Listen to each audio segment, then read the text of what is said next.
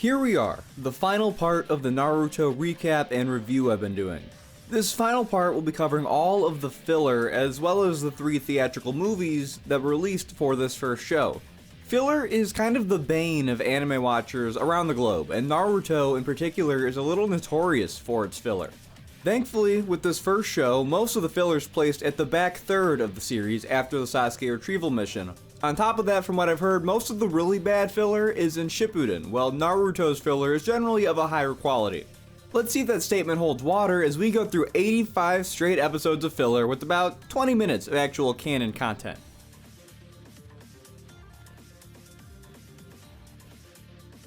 This first arc takes place pretty much immediately after the Sasuke retrieval mission. Sakura goes to Naruto in the hospital and says that she wants to try and make an attempt to find Sasuke herself, so they go out on their own without permission, but run into Jiraiya, who offers to take them with him into the land of rice fields, which is where the village hidden in the sound is located. They end up at a town, and while Jiraiya gets drunk, Naruto and Sakura meet Sasame of the Fuma clan, whose cousin Arashi went missing along with the majority of her clan, and she wants to find them. Jiraiya finds the remnants of the clan in town and learns that most of them joined Orochimaru, who is recruiting as many ninja from as many different clans in order to learn all their secret techniques. They get into a few scuffles with the Fuma clan members who are loyal to Orochimaru, namely Kagero, Jigumo, and Kamakiri. After a little while, Sasame leads Naruto and the others to Orochimaru's secret compound, and this is where I feel the arc really picks up. The group finds splitting paths, and they all run into different traps, like Naruto gets stuck in a flooding chamber, Jiraiya meets a succubus basically in a tea room, and Sakura runs into Orochimaru and Kabuto, the latter of whom she starts fighting. Naruto ends up showing up just in time to save Sakura from being killed by Kabuto, who had just told her that Sasuke is already dead. Naruto tells her that that's not true, obviously, and then they start fighting. Naruto lands a Rasengan that defeats Kabuto really quickly, but Kabuto uses chakra strings to connect their hearts together. So if Kabuto's heart stops beating, so does Naruto's. Then Kabuto tries to game end himself. Sakura tries to break the threads, only to find that they're unbreakable. But then Sasame, who Jiraiya had just told to go home once they got to Orochimaru's base, shows up. She frees Naruto from the strings and then reveals that Kabuto, in air quotes, is actually Kagero in disguise, who says that Sasame doesn't want to know what happened to Arashi before dying. Then they find Arashi, who is disguised as Orochimaru, and they get into a fight with Arashi.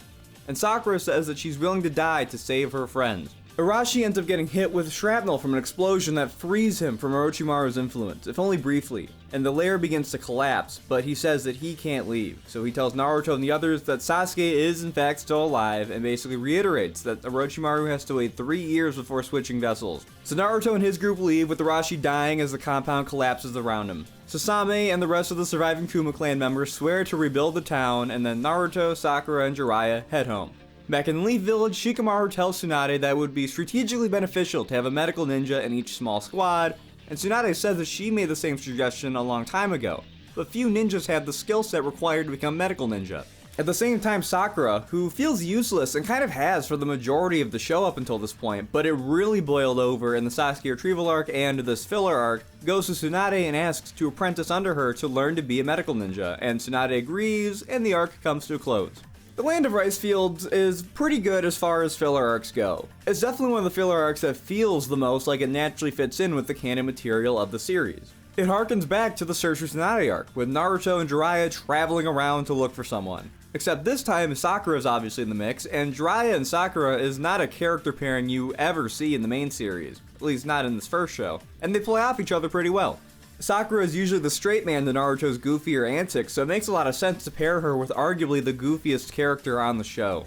The new characters in this arc aren't really much of anything to write home about, but thankfully since they're only around for a handful of episodes, it's not too much of a negative. If anything, the arc is at its most exciting for the episode or so that you think Orochimaru and Kabuto are actually there, and then it kind of tapers off once you realize they're just Fuma clan members in disguise. The only members who really stick out to me are Sasame and then maybe Kagero, because she starts off looking all scary and monstrous, but her true form is almost ethereal in its beauty. It's a pretty cool contrast. One of the benefits that this arc has going for it, though, is that it gets half of the remaining canon content at the end of its final episode. You know, the whole bit with Sakura becoming Tsunade's apprentice is canon and important going forward, so that's a very good reason to check at least that part of the arc out. So I'm going to give the Land of Rice Fields investigation 4 out of 5 stars, at least on the filler arc scale. It isn't my favorite filler arc by any means, but it's definitely one of the ones I think objectively you should watch the most due to its placement in the story and the extra canon content that it adds.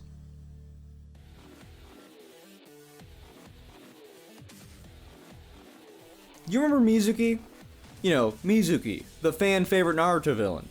Well, if you don't remember him, Mizuki is the villain of the pilot episode of Naruto and the first volume of the manga. He's the teacher at the Ninja Academy who manipulates Naruto into stealing the Shadow Clone Scroll. It's definitely understandable if you forgot him because that was 140 episodes ago and he hasn't made a reappearance since. Till now, that is. This is a whole filler arc dedicated to fleshing out Naruto's first villain. I think it could be really cool, so let's see if it delivers on this interesting idea. After the Land of Rice Fields mission, Naruto is finally ready to go and train with Jiraiya for 3 years, only to learn that he has been ordered by Tsunade to do info gathering on Orochimaru, so he can't train Naruto yet. So Naruto decides to spy on one of Tsunade's meetings and learns that Mizuki, the aforementioned evil teacher from the first episode, is planning a breakout from the Leaf Village's maximum security prison, along with 2 other prisoners, the legendary stupid brothers Fujin and Raijin. The worst thing about the breakout is that Orochimaru is suspected to be behind it. So Asuma and Kurenai get sent to investigate, and by the time Naruto reaches the prison, he finds the 2 of them already defeated. A team led by Shizune try to intercept Mizuki, but are all defeated, and Tantan returns to the village to warn Tsunade, and then Naruto has her lead him back to Shizune. Kakashi learns about this and has Pakun accompany Iruka to find Naruto, and then Iruka and Pakun find Naruto and they send Tantan home. They catch up to Shizune and start chasing Mizuki, only to learn that the Shizune they're actually with is Mizuki in disguise. Iruka starts fighting Mizuki while Naruto tries to fight Fujin and Raijin. Naruto and Iruka both have trouble keeping up with their opponents, and Iruka tries to talk Mizuki out of whatever he's planning, but Mizuki says that he was only ever nice to Iruka because he wanted to be the Hokage's favorite. In reality, he only ever really wanted to see Iruka be a miserable outcast. Naruto tries to land a Rasengan on the stupid brothers, but misses and hits one of his shadow clones. And then right when it looks like the brothers are about to kill him, Shikamaru, Ino, and Choji show up to save him, and they tell Naruto to catch up to Iruka while they deal with the brothers. And they're actually able to hold them off with their combinations of abilities. Naruto finds Mizuki and Iruka inside of an old building that was once used to train academy instructors, and we learn that Iruka and Mizuki were childhood friends, but again, it was all a lie, as Mizuki again just wanted to be the Hokage's favorite. Mizuki also does the whole Bane from Dark Knight Rises thing, the whole "you merely adopted the dark, I was born in it" shtick. But he's absolutely shredded now too, like holy shit. Like timeline wise, it's been 3 months since the first episode or whatever. How did he have such a drastic physique transformation? Team Ino Shikacho keep on fighting the brothers with the new team formation as Mizuki uses paper bombs that he rigged around the training building to blow it up with Iruka still inside. Iruka, though, miraculously survives the explosion, and so Naruto, Pakun, and Iruka meet Tsubaki, who is Mizuki's fiancé. She wants them to help her stop Mizuki, as she feels that she could have stopped him in the past from going down this dark path, but didn't. And then back in the village, Tsunade comes to a realization about the connection between Mizuki and Orochimaru, and then leaves to join the rest of the ninja. Naruto, Tsubaki, Iruka, and Pakun meet Mizuki at his hideout, but it's too late. He's finally finished the formula that Orochimaru gave him the recipe for. He drinks it, and it seems to be some kind of potion for making like an artificial curse mark, since Mizuki gets the black markings all over his body.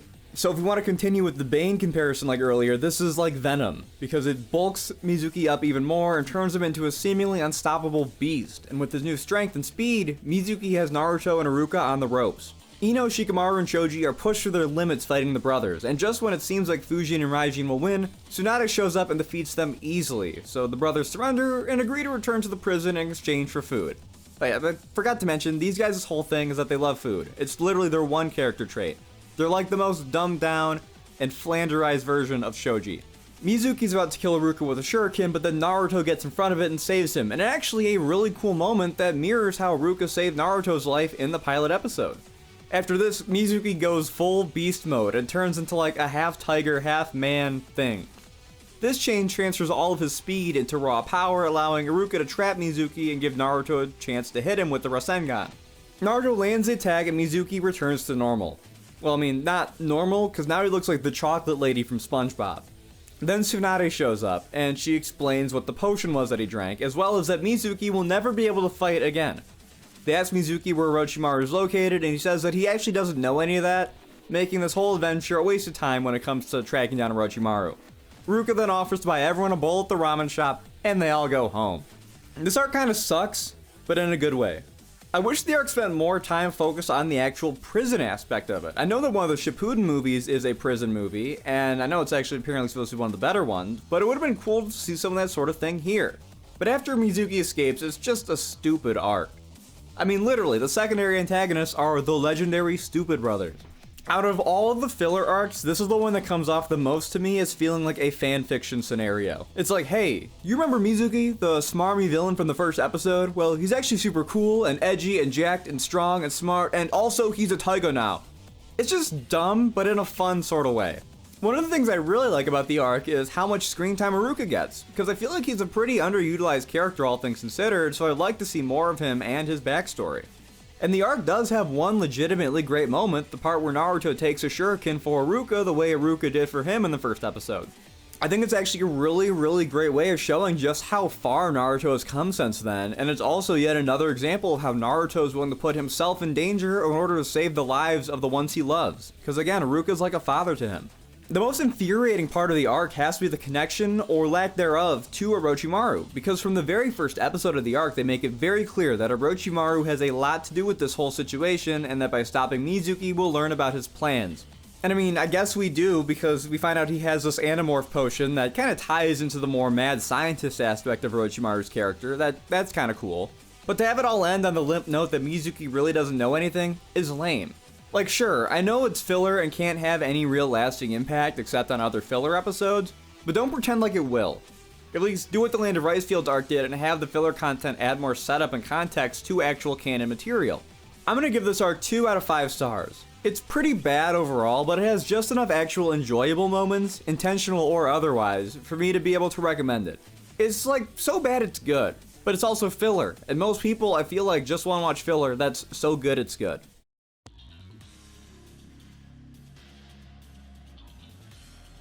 After the events of the Mizuki arc, Kurenai is in the hospital being visited by her team, Kiba, Shino, and Hinata, who faints when Naruto shows up. Naruto's mad that Mizuki couldn't provide any leads to Orochimaru or Sasuke, so he tries to get Tsunade to help him out to keep investigating. Hinata wants to help him out as well, and Shino tells them about the Bikochu beetle, which is a very rare bug with an incredible sense of smell. It imprints itself onto the first thing it smells after hatching, and it can follow it practically anywhere. And they think that they can use it to find Sasuke since Naruto still has his headband with his scent on it. Since Kurenai is still in the hospital, it falls on Shino to lead Team 8 to find the Bikochu, as well as Naruto tagging along, obviously. Hinata brags about learning a new defensive technique, and on the way to where the Bikochu beetle can be found, they all set up camp for the night. Naruto ends up seeing Hinata training at the waterfall after everyone else falls asleep, but he doesn't recognize her. The next morning, he tells Kiba about the pretty girl that he saw at the waterfall, which gets Hinata all flustered. They then reach the part of the wilderness where they can find the Bikochu beetle, but unbeknownst to them, there's another group searching for the beetle as well. Team 8 catch on to the fact that they're not alone, but decide not to tell Naruto, afraid that he'll do something stupid and compromise the mission. Hinata uses the Byakugan to prove herself and locate the beetle, giving Naruto a chance to capture it. But before they can leave though, Hinata gets kidnapped by the enemy bug users who want the Bikochu beetle in exchange for her life. Turns out that the rival bug users are members of the Kamizuru clan, which is an old rival clan of the Aburame clan. They're from the village hidden in the earth, and they launched an attack on the Leaf Village in the past that was thwarted by the Aburames. This was actually one of the events that gave the Aburames their high status in the Leaf Village. And then in the village hidden in the earth, the Kamizuru clan's reputation tanked. They want the Bikochu beetle so they can recover an old lost scroll to help restore their clan's lost glory. Naruto, Shino, and Kiba hide the beetle while they try to save Hinata, but it's a trap, and Hinata ends up floating down a river while trapped in a cocoon. The three of them get stuck in honey and end up agreeing to give the beetle up if they get Hinata back in return. Once the Kamizurus bring them to where they left Hinata though, they find her missing, assuming that she was swept away into the sewer. But it turns out that that wasn't the case, as Hinata throws a paper bomb at the Kamizuru showing that she freed herself, and then Suzume Bachi, who is the leader of the Kamizurus, sends in a swarm of flying bees. But Hinata defeats them with the new technique she was working on, which turns out to be the 8 trigram 64 palms technique, which she taught herself. And Shino tells Naruto that Hinata is far from the same person she was during the Chunin exam. She has come a very long way. The guys all get out of the beeswax and honey they've been stuck in as Suzume Bachi charges one last time with her giant queen bee to defeat them, which Naruto easily defeats with the Rasengan. This also sends Sasuke's headband flying, and as Naruto's looking for it, he accidentally farts on the Bikochu beetle, making it imprint to him and rendering this whole mission a failure. Although Hinata comes out of it more confident and more respected by her peers, and then when they get back to the village, her father. This is an okay arc. One of the best things about it is that it doesn't overstay its welcome. It's only 4 episodes, which is much shorter than the 6 episodes that most of the filler arcs clock in at for the first 2/3 or so of the filler portion of the show. This makes the Bikochu beetle arc much more digestible in my opinion, with less padding than a lot of other filler arcs can tend to have. The main focuses here are Shino, just by proxy of the arc being all about bugs and the enemies being bug wielders, and then Hinata. As for Shino, what we see here of him is cool, but nothing we haven't already seen before. He's still just kind of the strong, silent type. Hinata, though, gets the most focus out of anyone. This is really her arc to shine. The crush she has on Naruto gets highlighted again here, and it's just as funny as always to see Naruto be oblivious that he has Hinata just completely fawning over him. And it's great that she's the one to save the day at the end, because if I had to use one word to describe Hinata throughout this first show, it would probably be timid. So it's really nice she gets a moment to shine and be the hero, even if it's just in a filler arc.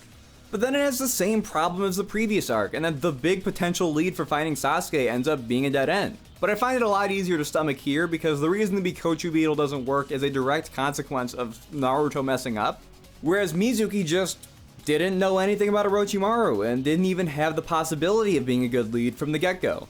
It also just helps that, again, this is a shorter arc, so they spend less time waiting for them to get the beetle before Naruto screws it up.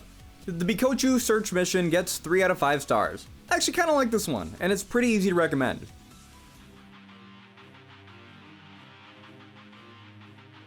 With no idea of when Jiraiya will return, Naruto just decides to start training on his own, and he comes across Rokusuke, Sangoro, and Hachidai from the village of Karabami. Once they get to the Leaf Village, they explain to Tsunade that their village has a large gold mine and is currently under the control of a gang of bandits, and they want the Leaf Village's help. Naruto doesn't want to go since this mission doesn't involve finding Sasuke in any way, but Tsunade assigns him along with Gai Sensei's team to keep him occupied. Naruto learns from Lee that the gang of bandits is led by Raiga, who is one of the legendary 7 Swordsmen of the Mist, the same as Zabuza and Kisame are. They think that by getting to Raiga, they may find out about Kisame, who would get them to Itachi, who would in turn lead them to Sasuke. It's a very convoluted plan.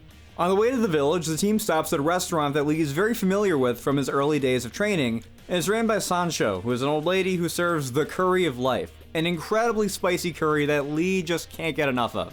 Sancho says that her son Karashi left the restaurant a while ago and he has not been seen since. Once Naruto and the others get to Karabami, they find that Raiga has a sick ritual where he buries the townspeople alive while holding a funeral for them. They save an old man who's being worked to the bone at the mines, only to hear the funeral bell rung as Rokusuke has been captured and is about to be buried. They interrupt the funeral and save Rokusuke, only to find out that Karashi is one of the members of Raiga's gang. Lee tries to talk some sense into him, but then Raiga shows up. Naruto and the others start chasing him, but Raiga hides using an extremely powerful version of the mist jutsu that Zabuza and Kisame use. It's so powerful that Neji's Byakugan can't even see through it. While fighting in the mist, the group gets disoriented, but Lee is still able to put up a fight.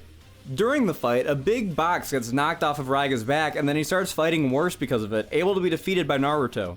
Inside the case is a boy named Ranmaru, who rides on Raiga's back and acts as his eyes using his ocular Kekkei Genkai.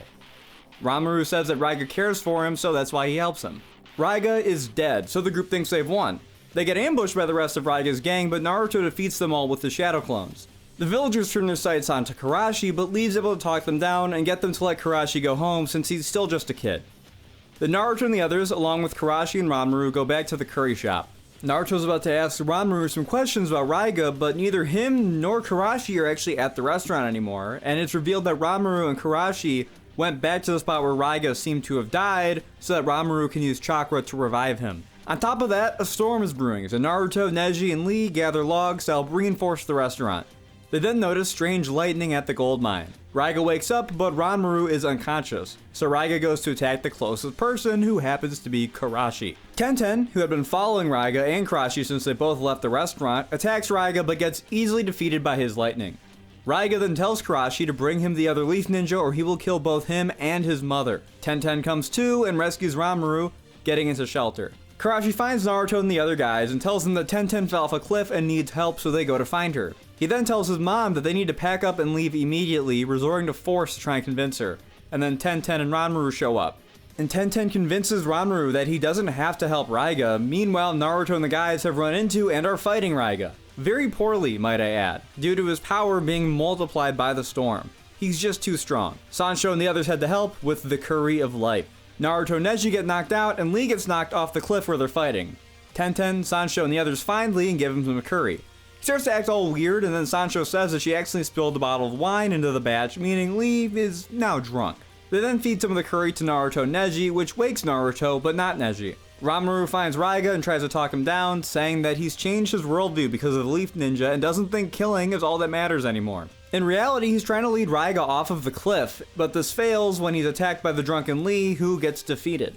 Ranmaru tries one last time to talk Raiga down, but Raiga just accuses him of being a traitor and abandoning him. Before he can kill Ranmaru, Naruto knocks Raiga off the cliff. As the crazed swordsman falls, he decides to give himself a funeral for a change, using his own lightning powers to end his own life. After this, Ranmaru gets taken in at the curry shop as an apprentice, and Naruto and the others head home, ready for their next adventure. Although they never did learn anything about Kisame or Itachi, so how successful they really were in that regard, they failed. This is one of the filler arcs that I think is really good. Great even.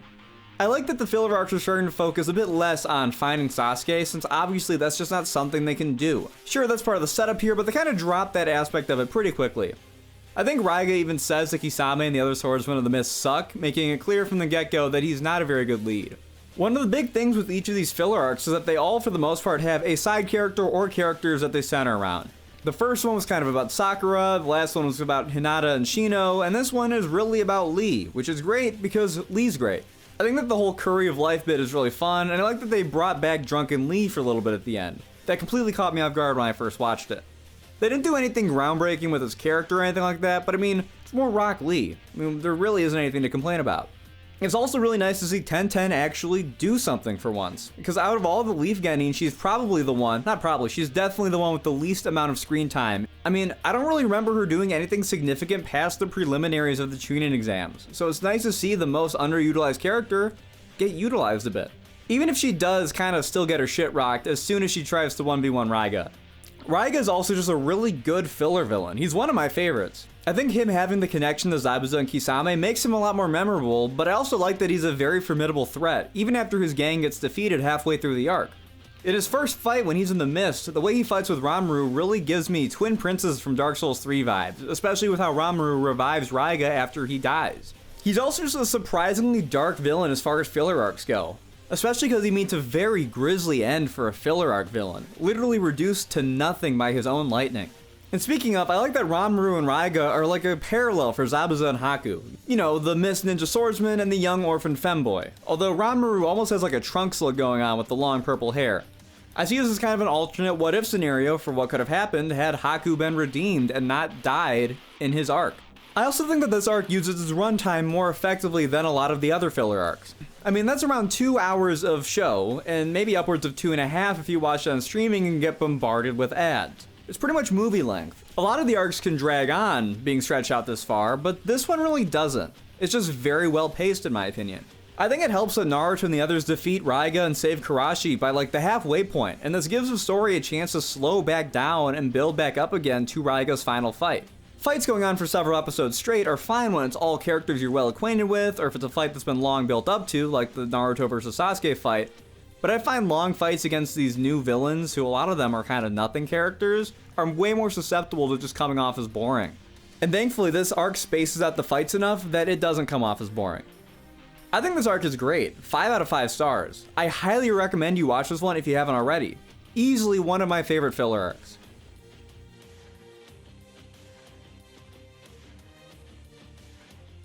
You know, I'm a little surprised it took us this long to get to a normal one-off filler episode.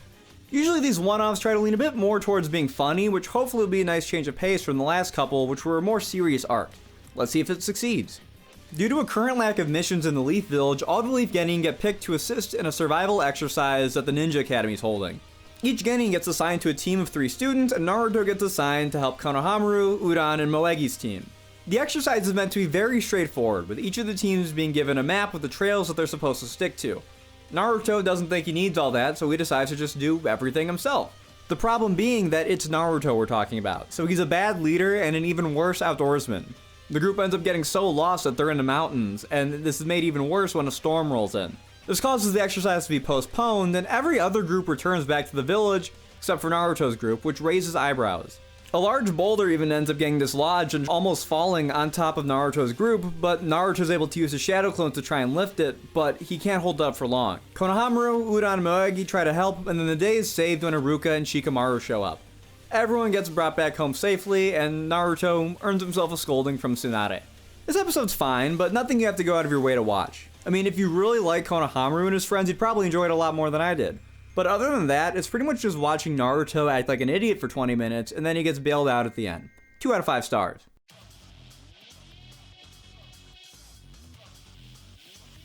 Naruto, Hinata, and Kiba take a seemingly easy mission to go to the Land of Stone in pursuit of a petty thief by the name of Gosen Coogi. They run into another bounty hunter by the name of Sazanami, who is also looking for Gosen Coogi. Sazanami defeats Naruto, Hinata, and Kiba, but then is in turn defeated by Gosen Coogi. Naruto and the others save Sazanami and treat his wounds, then Sazanami reveals that he's actually wanted himself and that his real name is Tokichi. He says that he was framed for murdering a family, and this was a murder that Gosen Coogi actually committed himself.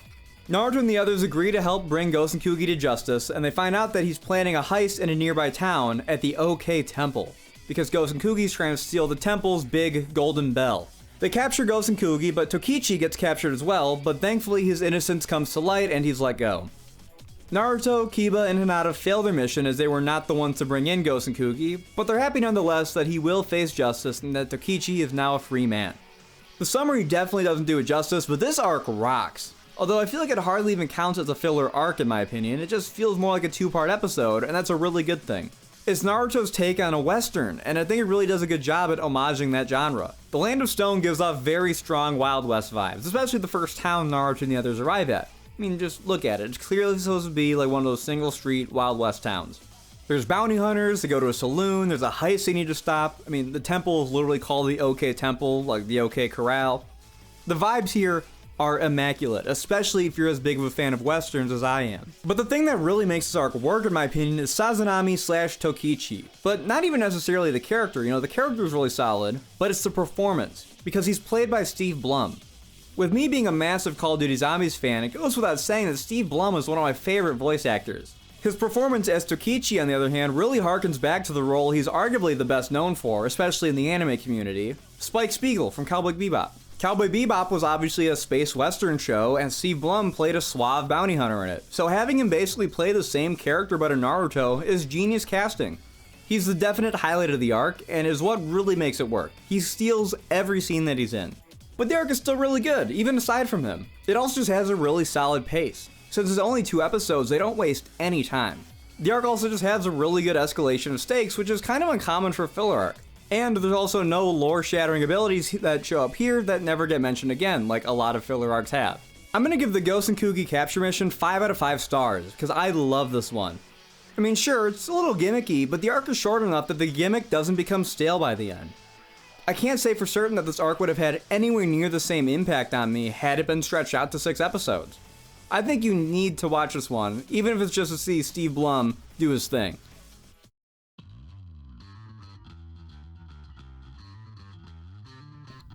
Naruto wants to get stronger, and with Jiraiya still nowhere to be found, he decides to train with Guy and Lee for a change. Guy and Lee are actually leaving the village for a mission at the moment, but a pair of enemy ninja, Mandai and Pacha, sneak into the village after they leave, disguised as Lee and Guy. The disguises suck. It's a real fake Kiryu type of situation, but of course Naruto and only Naruto falls for it. So he begins following them around to train, meanwhile the rest of the village plays along and makes the fake Guy and Lee's day miserable, making them do chores. And Naruto thinks this is just their training, so he plays along too. Eventually the fake Guy and Lee can't take it anymore and run off. Naruto then finds the real Guy and Lee, thanking them for the training, which obviously they have no idea what he's talking about. This one's fine. It's a decently funny episode, but it doesn't have too much else going for it. 2 out of 5 stars.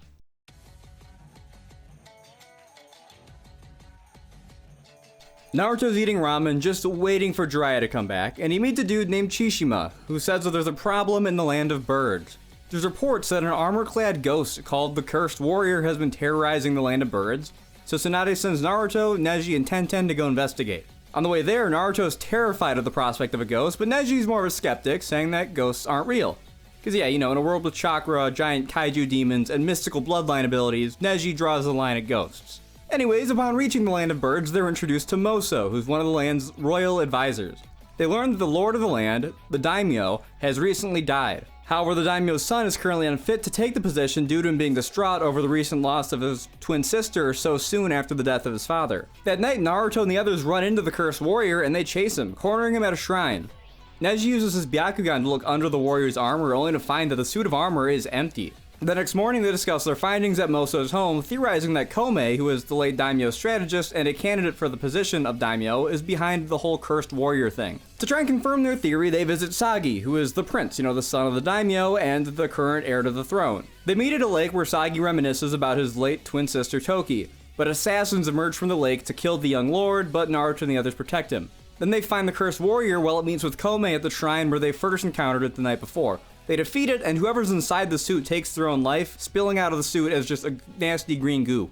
And then Kome gets arrested for the crimes he orchestrated. Case closed, right? Well, it turns out that the cursed warrior that they first fought and the second warrior were different people, and Neji could tell because they both fought completely differently, and he could tell that the second suit wasn't empty, meaning their work isn't done yet. Moso tries to send the Leaf Ninja home, but Naruto isn't satisfied. He returns to the shrine and inside finds a hidden passageway leading to the daimyo's estate, although he gets captured for trespassing. Chishima goes to tell Moso that Naruto's poking around, and he actually sees Moso meeting with the ninja who tried to assassinate Sagi.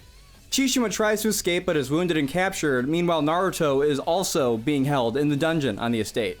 He's in his cell when the cursed warrior visits him, revealed to really be Sagi. Sagi says that the punishment for Naruto's trespassing will be death by public execution. Naruto then takes up the mantle of the cursed warrior briefly and interrupts Kome's public seppuku, which is being forced to commit for the crimes of committing the whole conspiracy. After this, Naruto meets back up with Neji, Tenten, and now Kakashi, who was sent out here to help, and this is where everyone else learns that Sagi's the cursed warrior and plans on killing Moso to avenge the daimyo, as Moso was the one who orchestrated his death. Naruto and the others catch Sagi, in air quotes, and learn that Sagi was actually the twin who died, and Toki has been impersonating her twin brother the whole time, as it would cause turmoil in the land of birds if the lord and his male heir died right one after the other. Toki tries to attack Moso, but then gets put into a genjutsu. Naruto's groups and Moso's ninjas all join in the fight, with Naruto chasing Moso while the others deal with the goons. Naruto also gets put into the genjutsu, and Moso reveals that his real name is Hoki, and his plan is to travel to as many nations and countries as possible to hoard as many techniques and jutsus as he can. Hoki kills Chishima and then tries to drown Naruto. Naruto's about to die when the ghost of Sagi asks him to save Toki. Naruto then shoots up from the water to attack Hoki and tells Toki that he saw her brother. He then defeats Hoki, and it's revealed that Chishima actually survived his death. Toki apologizes to the people of the Land of the Birds for lying to them about her identity and asks them to allow her to remain as ruler to help rebuild the Land of the Birds, and they agree. Naruto and the others leave, and on the way back, Neji tells Naruto that they still have no explanation for the first cursed warrior that they fought, the one with nobody in the suit of armor, and this makes Neji conclude that they really did encounter a real ghost, which horrifies Naruto. This one is another one that I think is pretty solid. I like how it starts off as a simple ghost hunt, but it ends up evolving into a pretty complex political conspiracy. There's tons of twists and turns along the way that kept my attention, at least. I really like the little running gag as well that Naruto and Neji have, with Naruto being very scared of the idea of ghosts and Neji not believing in them at all. You get to see Naruto get over his fear and then by the end agree with Neji that they don't exist, only for Neji to end up believing in ghosts, which just makes Naruto scared again. It all goes full circle. Neji and Tenten are also really good in this arc, especially in the first half, because we haven't really seen Neji in a leadership position since the Chunin exams, and that was when he was more of an antagonist. It's fun to see him take the lead on a mission while also being at the point in the story where he's friends with Naruto. And with Tenten, I don't really think I need to say anything at all. She gets more of a focus in this arc than the Curry of Life arc, which I think is really, really good, because again, she doesn't get any screen time in the show. I think that the weakest part of the arc is definitely the villain and the ending, because it feels like they just needed to hit the enemy ninja quota, so the whole conspiracy within the daimyo's cabinet angle gets traded for it just being a group of evil wandering ninja, led by Moso/Hoki. And can I just say how weird it is to have main characters in the same arc named Toki and Hoki? It's a little confusing, that's all I gotta say. The ninja villains are overall just a little lackluster. I mean, there are a pair of Hoki's ninjas, Nagare and Hokushin, who I didn't even mention in the summary because they literally serve no purpose aside from giving Kakashi some people to fight. And speaking of Kakashi, I feel like he's a little unnecessary here. One of the things that I like about a lot of these filler arcs is that they're still set in a time when the Leaf Village has a ninja shortage following the invasion, so for most of these arcs it's just the Genin without a Jonin. It's fun to watch these still relatively unexperienced characters need to work without their teachers to fall back on. And that was what made the first half of this arc so good in my opinion. It's just Naruto, Neji, and Tenten investigating and finding out this conspiracy. Once Kakashi shows up, it takes more of a turn into action, and I feel like it loses some of its charm. But don't get me wrong, it's obviously still cool to see Kakashi, especially teamed up with Neji and Tenten, who aren't Genin who he ever really typically crosses paths with.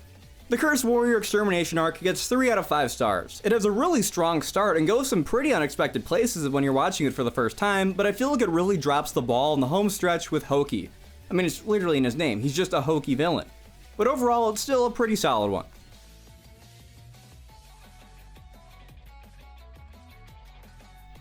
Naruto and Choji go to Ichiraku Ramen to grab a bite to eat, but find that the shop is closed much earlier than usual today.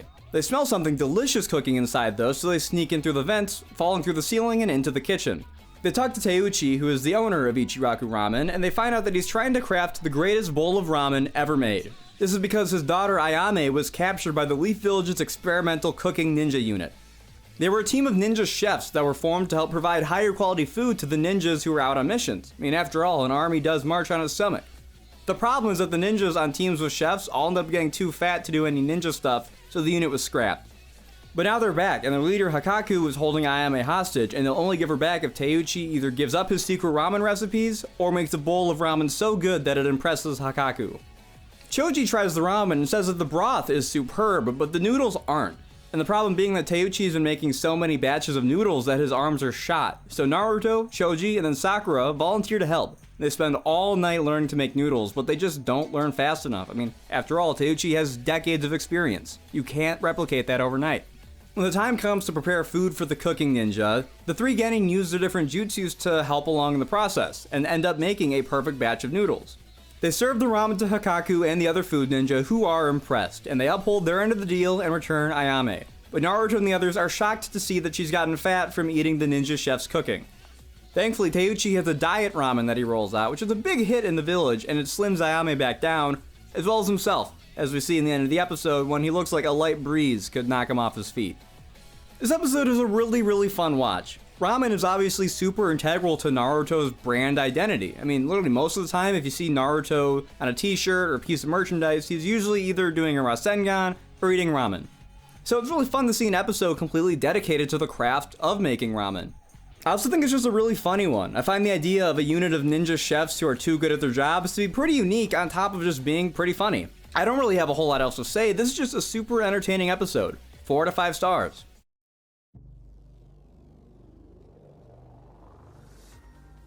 Anko gets a mission to go to the land of the sea to defend a cargo ship and investigate and stop a supposed sea monster called the Kaima. She gets Naruto, Shino, and Ino assigned to her team as no other ninjas are currently available. Once they get there, Anko starts to get flashbacks to her childhood, as she spent time with Orochimaru in the land of the sea when she trained under him. This even causes her curse mark to act up, causing her great pain. At the dock, Naruto encounters Yoroi Akato and Misumi Tsurugi, who were Kabuto's squad mates from way back during the tuning exams, even though he doesn't recognize them yet. They're harassing a bandaged girl, and Naruto chases them off. Naruto and the others go hop on a boat to investigate a nearby island when they're attacked by Yoroi and Misumi. Naruto falls into the water and almost drowns, but he's saved by the girl from earlier. Naruto wakes up in the girl's shack and she says that her name is Isaribi. A group of children come to her shack to make fun of her, and Naruto chases them away, realizing that Isaribi is an outcast in the village. At the same time, we see that Orochimaru is in the land of the sea currently, meeting with one of his lead scientists, Amachi. On top of that, Sasuke is there too. The first glimpse of him that we've gotten since the Sasuke retrieval mission. Anko, Shino, and Ino get to the island and they get briefed on their duties, and they actually end up finding Kaima the sea monster. Naruto rejoins the team and realizes that Isaribi is Kaima. Yoroi shows back up and Isaribi escapes, and before Naruto and the others can start to follow her, Anko's curse mark acts up again and causes her to pass out. Ino tries to help Anko, and Naruto talks about his encounter with Isaribi. This gives Anko another flashback to when she was a child, since Orochimaru, when they were in the land of the sea, had told her that the Hokage had uncovered his experiments he was doing back in the Leaf Village. Naruto, Shino, and Ino decide to continue on with their mission to protect the ship and capture Kaima, and this takes them to Demon Island, which is supposedly where Kaima lives.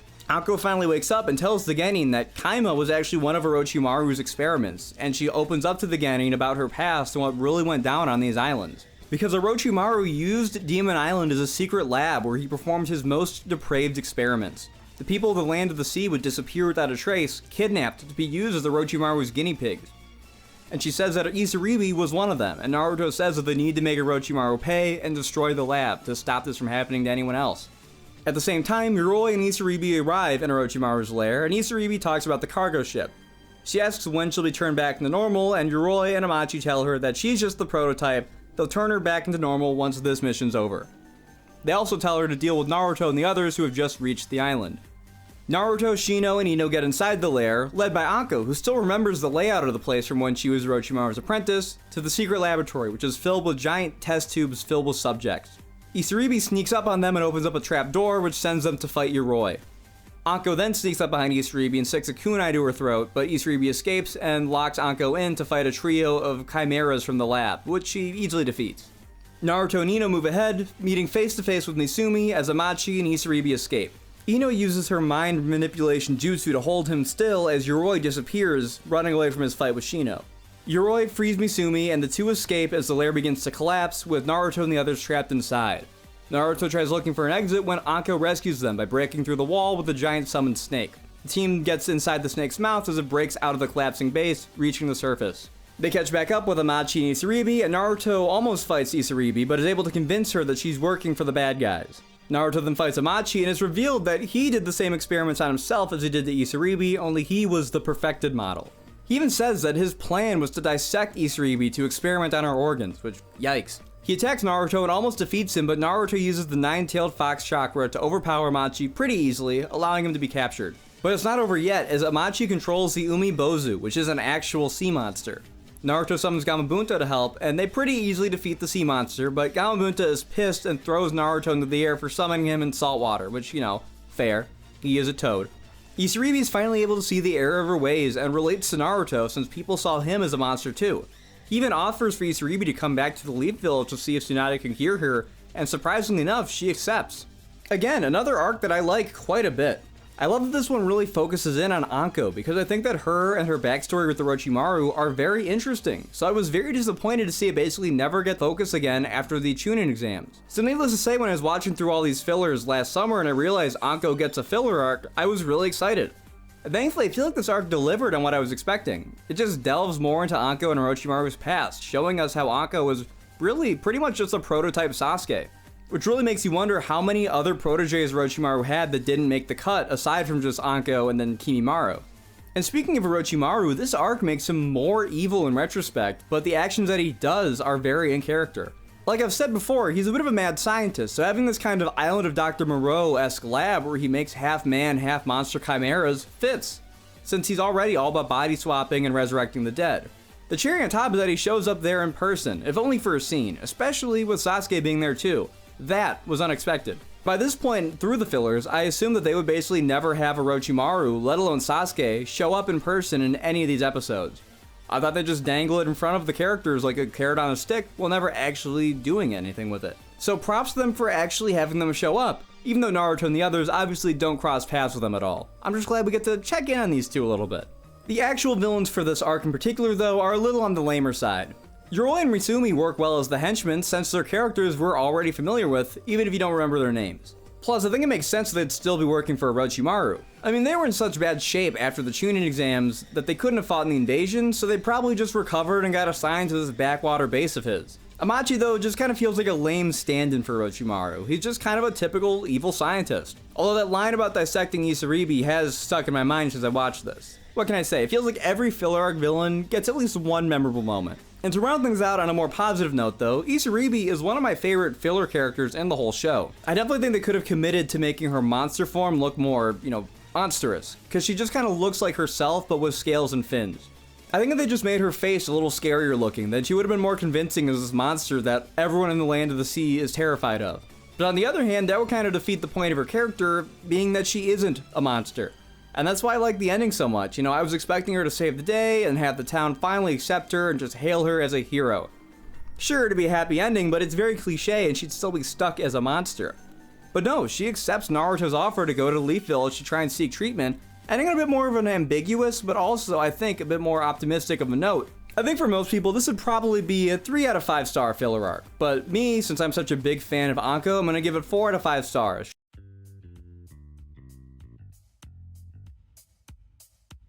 Tsunade assigns Naruto the important task of spending the day protecting her friend Kunijiro's son, Kunihisa. Right off the bat, Naruto finds the boy really annoying. You know, he's a spoiled rich kid and he solves all of his problems by buying his way out of them with what he calls the money release technique. Naruto spends the day trying to teach Kunihisa the value of hard work by teaching him some basic ninja skills, like kunai throwing. Kunihisa ends up getting kidnapped by some thieves who, in an ironic twist of fate, bribed Kunihisa's bodyguards with the very money he threw around so haphazardly. Naruto saves Kunihisa but finds himself hanging precariously off a cliff. Kunihisa, who doesn't want to watch the first real friend he's ever made die, saves Naruto with a rope, and Naruto is very proud of him. You've probably noticed that up until this point I've been very positive towards most of the filler, and maybe it's unwarranted, I don't know, but this is definitely one of my least favorite filler episodes of the show. Probably not my absolute least favorite, there's a few that I could pick from, but this is definitely down there. I don't want to start sounding like the mysterious Mr. Enter, you know, just getting irrationally mad at cartoon characters and whatnot, but the big problem with this episode is that I just find Kunihisa very, very annoying. I get that's the point and all, but they didn't need to really commit that hard to making him annoying. Like, he literally has snot dripping from his nose all the time. Aside from this, it's just a pretty typical Naruto solo adventure. If Kunihisa wasn't as annoying, it probably would have gained an extra star, but as it stands, I'm giving it 1 out of 5. If I ever do decide to rewatch Naruto with the filler in the future, I'd probably end up skipping this one.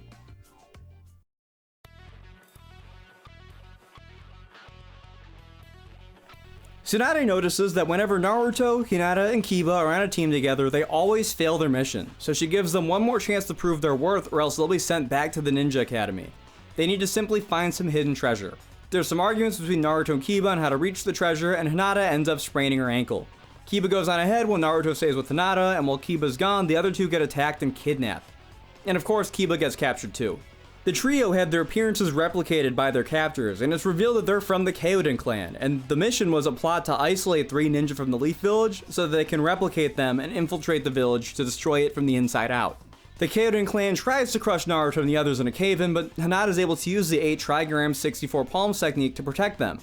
With the treasure in their possession and now knowing what the problem is that Naruto and Kiba argue too much while Hinata always tries to be the mediator, the 3 go back to the Leaf Village to stop their doppelgangers.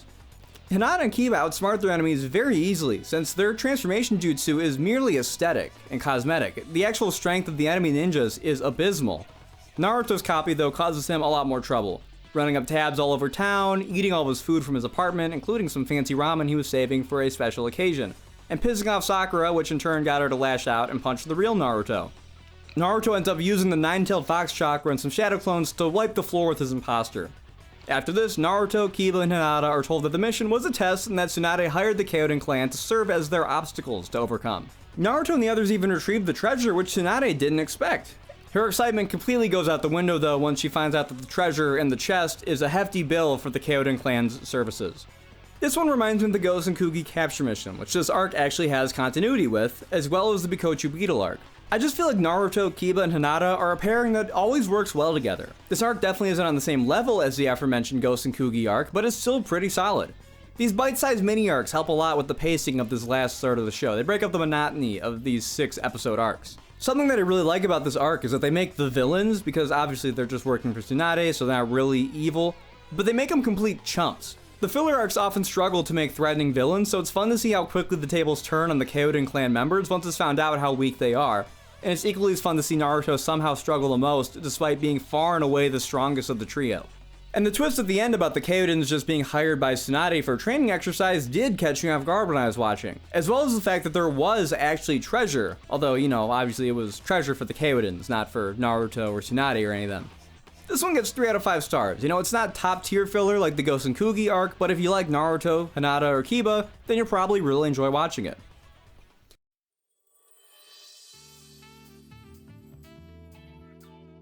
Naruto's on his way back to the Leaf Village after a mission when he stops at a village to use the hot springs. He bumps into a courier ninja, which are basically the Naruto world's version of a postal service. Elite ninjas who deliver mail and packages through harsh environments and terrain. Naruto runs into Jiraiya with a gaggle of girls, so Naruto angrily asks Jiraiya why he isn't training him. And Jiraiya says that he's gathering information on the Akatsuki and that one of their agents would be arriving at that very village. So Naruto has to be trained in the meantime, but Jiraiya is too busy writing the manuscript for the new Make Out Paradise book.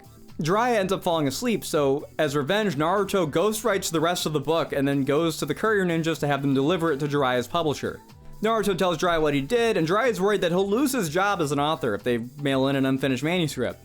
They catch the mailman, but to their horror, Naruto mixed up the mail, and the mailman who was going to Jiraiya's publisher has a peace treaty between the land of Fang and the land of Claw, as a war is brewing between them. And that means that the mailman going to them has the manuscript of the smut novel. And of course, Jiraiya worries that receiving an unfinished smut novel would be seen as an insult and finally spark a war, so they get to chasing down the other mailman.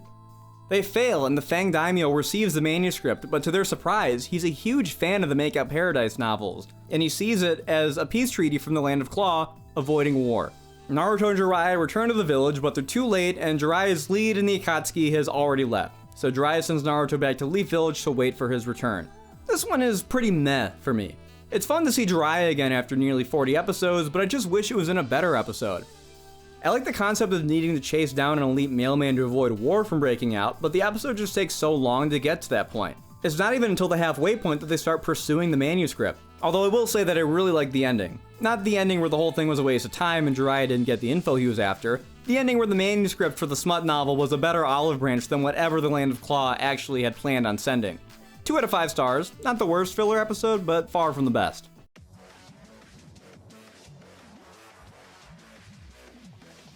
This is, thankfully, the final 6-episode long filler arc.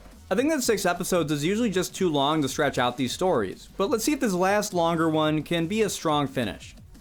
Naruto is snacking with Sakura when he learns that Neji, Lee, and Tenten were sent on a mission to the village hidden in the stars to protect their, well, star, but it's technically a meteor, but we'll not get into that, against a repeated series of attempts to steal it. The star has chakra boosting powers, and Naruto thinks Orochimaru has to be involved, so he convinces Tsunade, with some fancy dessert as a bribe, to add him to the team. Naruto and the others meet Sumeru from the Star Village, who is a boy with a purple chakra aura, who guides them there.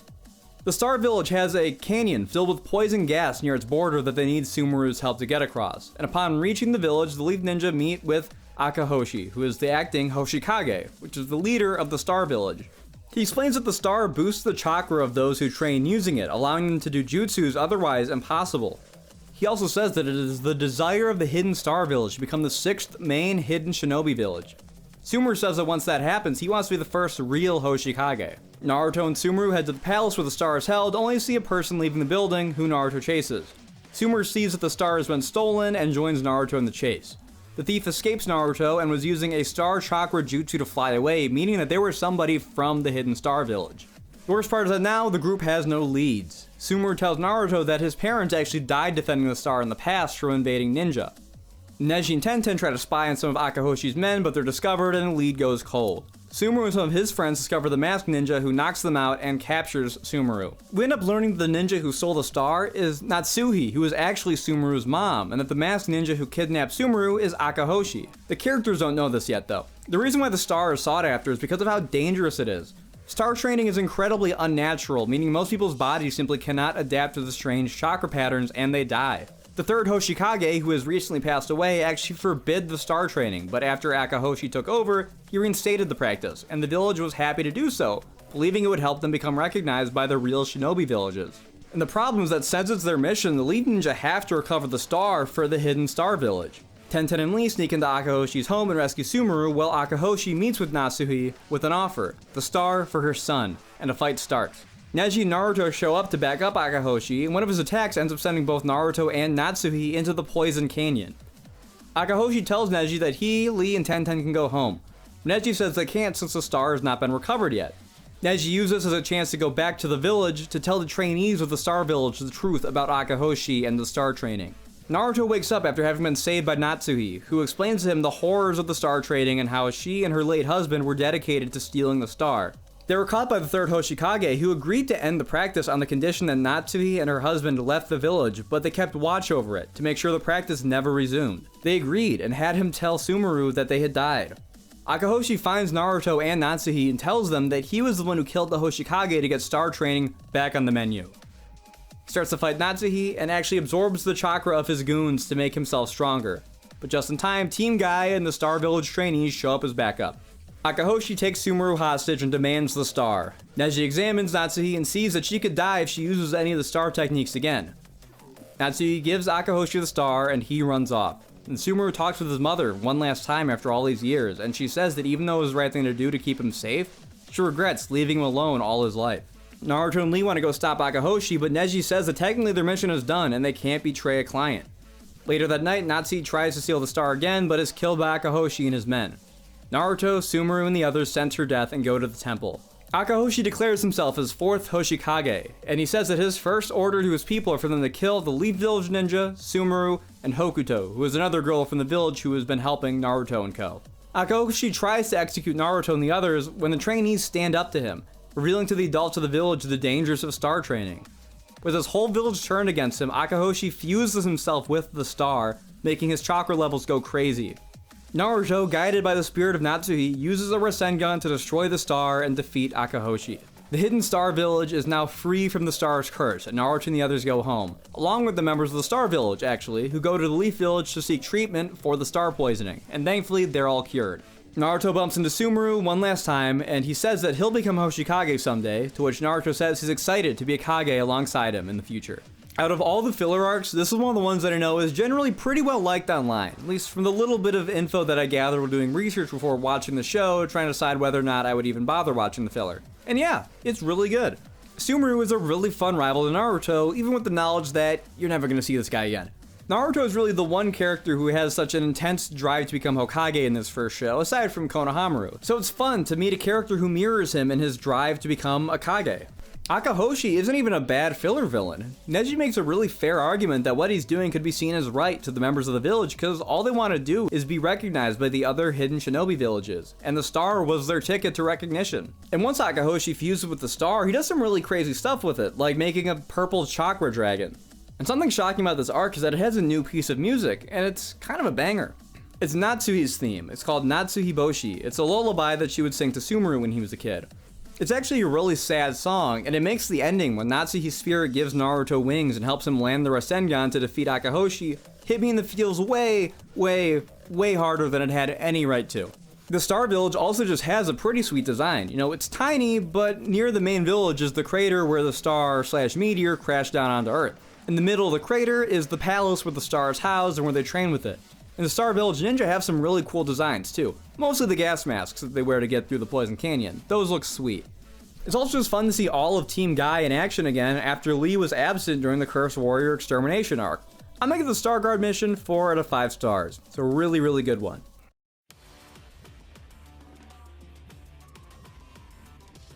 Akamaru has been acting differently from his usual self after being infected with the disease while out on a mission, so Naruto is assigned to keep tabs on the puppy. Very similar to rabies, and it makes Akamaru lash out and attack several people in the village. The Anbu capture Akamaru to try and cure the disease, but if they fail, then they're gonna have to put him down.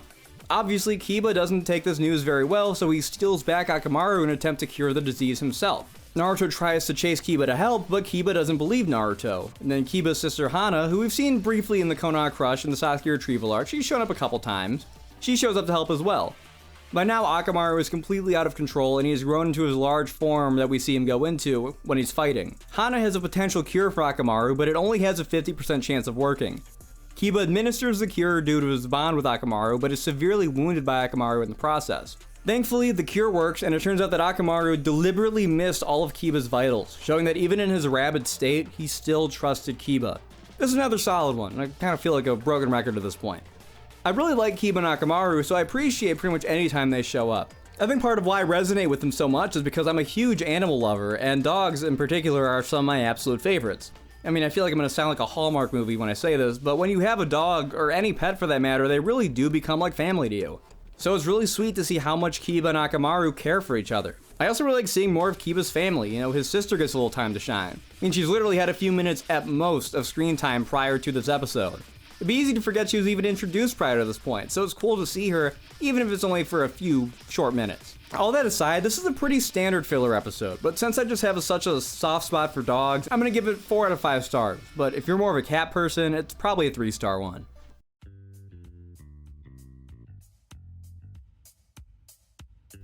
The Omba, which is a legendary cryptid of the Hidden Leaf Village, falls from the claws of an eagle and lands right on Naruto's back. It ends up causing an awkward situation with Kiba and Sakura, but they can't pull it off of Naruto's back.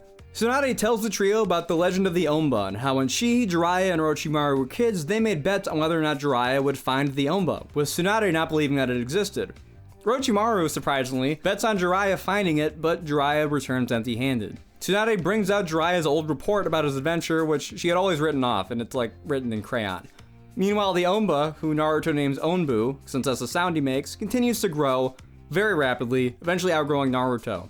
Naruto starts to get very attached to Onbu, especially after he helps him out on a mission, and Naruto says that he and the Omba will be like Kiba and Akamaru. But then Onbu's real mother shows up and starts fighting Naruto, but Onbu is able to stop his mother, carrying Naruto back to the village on his back before departing back into the wilderness to live with his mother. Naruto is then shocked to learn that the Omba are quote-unquote reproducing like rabbits, and eagles keep dropping them into the village, so now everyone has an Omba on their back. This is one of my personal least favorite filler episodes, and that's mostly because of Onbu and the other Ombas. I just don't find them as cute as I think you're really supposed to. Especially after the scene where Onbu grew up Sakura, who is a literal child. You know, I get this different culture, but it's just very uncomfortable to watch and kind of tainted the rest of the episode for me. I'm gonna give the Omba episode 1 out of 5 stars. Other people might like it more, but this is one that I think you can definitely skip.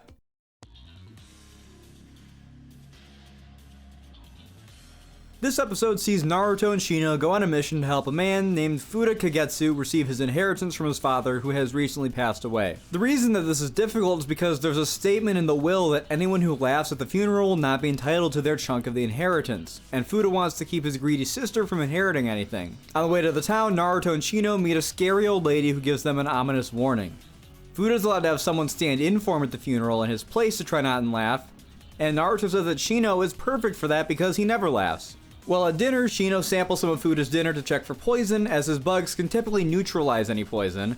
And sure enough, it is poison. Not with anything dangerous though, but a neurotoxin poison that causes the victim to laugh uncontrollably, and Shino's bugs can't stop it, making Shino laugh. It's like the title of the episode is Laughing Shino or something. This means that now Naruto has to go to the funeral and try not to laugh. He sits through the whole ceremony and gets through the whole thing with a straight face, despite the efforts of the other guests. Then the old lady from earlier shows up and is revealed to be Fuda's father, who had faked his death and written such an outlandish will to try and bring his family back together again through laughter, as all the fighting over the inheritance had torn his kids apart. As Shino and Naruto return home, Shino threatens Naruto to keep his mouth shut and never talk about what happened on their mission. This one's actually really good. It's got a lot of really funny bits, and it's neat to not only get more screen time of Shino, but to see a completely different side of him from what we usually see. The happy ending is also nice, with Fuda's family making up. Speaking of Fuda, what an unfortunate name. If you don't find Naruto's style of humor very funny, then this episode probably isn't for you. Thankfully, I do, so I enjoyed it quite a bit. 3 out of 5 stars.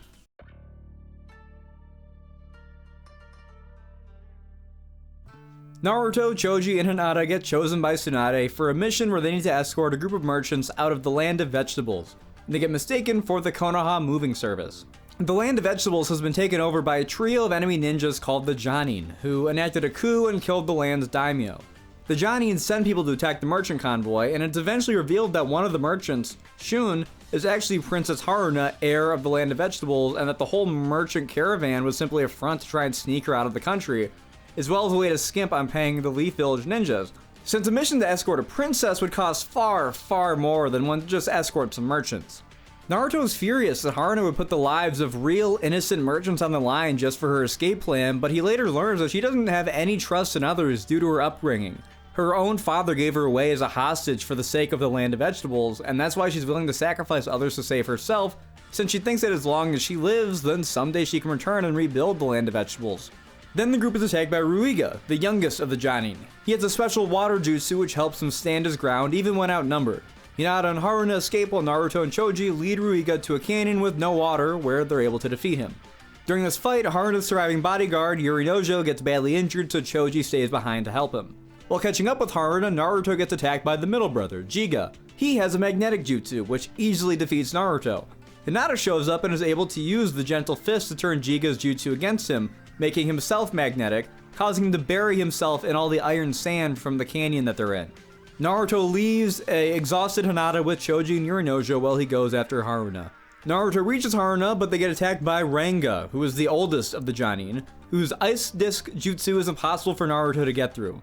He even says that they have Choji, Hinata, and Yorinojo held hostage and will only release them if Haruna gives herself up. Rango's a real bastard too, as it's revealed that his endgame plan has him killing both of his brothers in order to keep all the profit from this coup for himself. He also says that when he was killing Haruna's father, the daimyo expressed sorrow for ever giving up his daughter in the first place. This, on top of just being influenced and inspired by meeting Naruto, as happens to many characters, gets Haruna to try and sacrifice herself to save Naruto.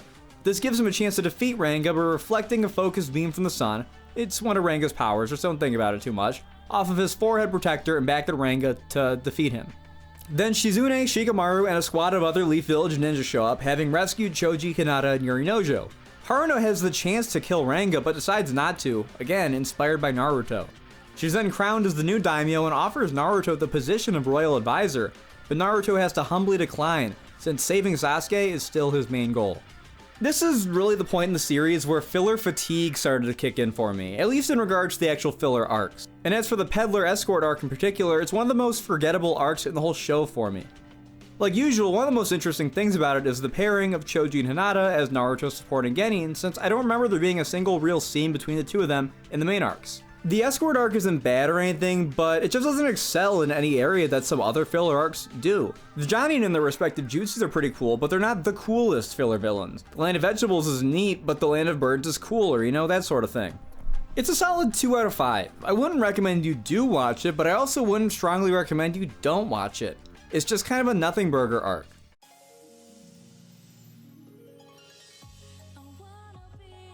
Ino and Naruto get hired by Princess Fuku, who is meeting her fiancé in person for the first time, because, you know, it's all arranged marriages and whatnot. There's just one problem though, and that Princess Fuku has been stress eating and maybe put on a little teensy bit of weight, so now she's worried her fiancé won't find her attractive. Ino just so happens to have a striking resemblance to a skinny Princess Fuku, so the mission is for her to pretend to be the princess while meeting the fiancé. This is to try and make a good first impression, and Naruto is just kind of there for support, I guess. The fiancé's name is Chikara, and he looks and talks like an Elvis impersonator. Ino tries to act all regal and sophisticated, but just can't stand Chikara's sappy attempts to be romantic. Naruto gets fed up at how slow the mission's taking and uses a transformation jutsu to pretend to be Princess Fuku, and he accidentally unveils what's really going on. Much to the disappointment of Ino and Princess Fuku, and it's revealed that Princess Fuku is the real Princess Fuku. Just when it seems like the whole thing is ruined, Prince Chikara says that he actually has a thing for chubby women, which Ino simply cannot comprehend. Maybe that was considered unthinkable in like '06 when this episode first aired, but nowadays it really doesn't seem that odd. This is a decently fun episode, which is absolutely carried by Prince Chikara being an Elvis impersonator. It's got some funny jokes and gives Ino an episode to shine, which is appreciated since I'd say she's probably one of the most underused of the Leaf Genin, especially after the Chunin exams. 3 out of 5 stars.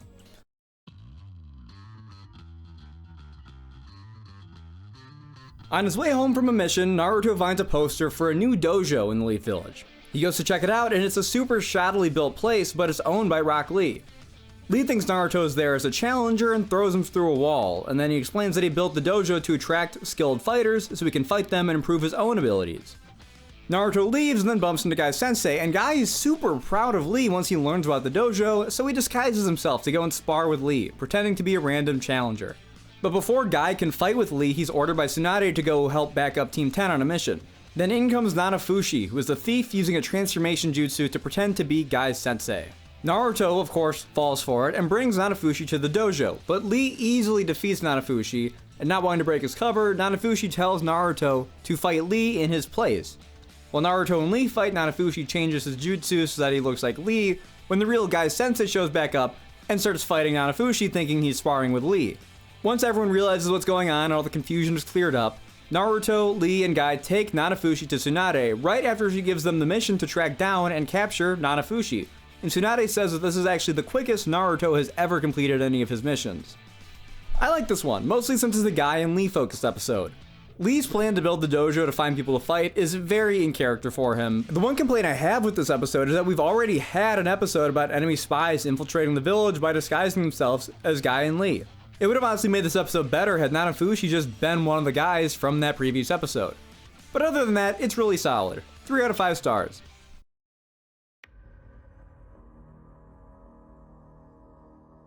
This is a really fun one. Naruto, Hinata, and Kiba get sent on a mission to look for Kaio, the wife of the daimyo of the land of Honey, who has gone missing. They get to the princess's last known location and they find a huge castle. The team goes in to investigate, which Naruto isn't happy about since he's scared of ghosts. Inside the castle, they see a lot of weird supernatural things like moving paintings and flying books. They learn that the castle's ruler, Koza Kubisaki, placed a curse on the castle 50 years ago so that it would devour all who enter it. Hinata uses her Byakugan and learns that the castle is actually a living thing, and then the walls begin to turn into the intestines of a huge creature. Naruto and the others find Kaio, who is able to escape. The castle turns out to actually be a giant summon, a chameleon summon at that, who has just been following Koza's last order for the last half century. Then the ghost of Koza shows up and helps Naruto and the others find the summoning scroll so they can destroy it, which causes the castle to disappear. Naruto and the others come to the conclusion that after so long, Koza simply wanted to let his summon go free, so that's why he helped them. This episode is basically one big Scooby-Doo episode. I mean, Naruto literally even says zoinks in the English dub. And the set of characters is pretty spot on for a spooky episode like this. Naruto and Hinata are both some of the most skittish and timid characters in the show, especially when it comes to ghosts, in Naruto's case.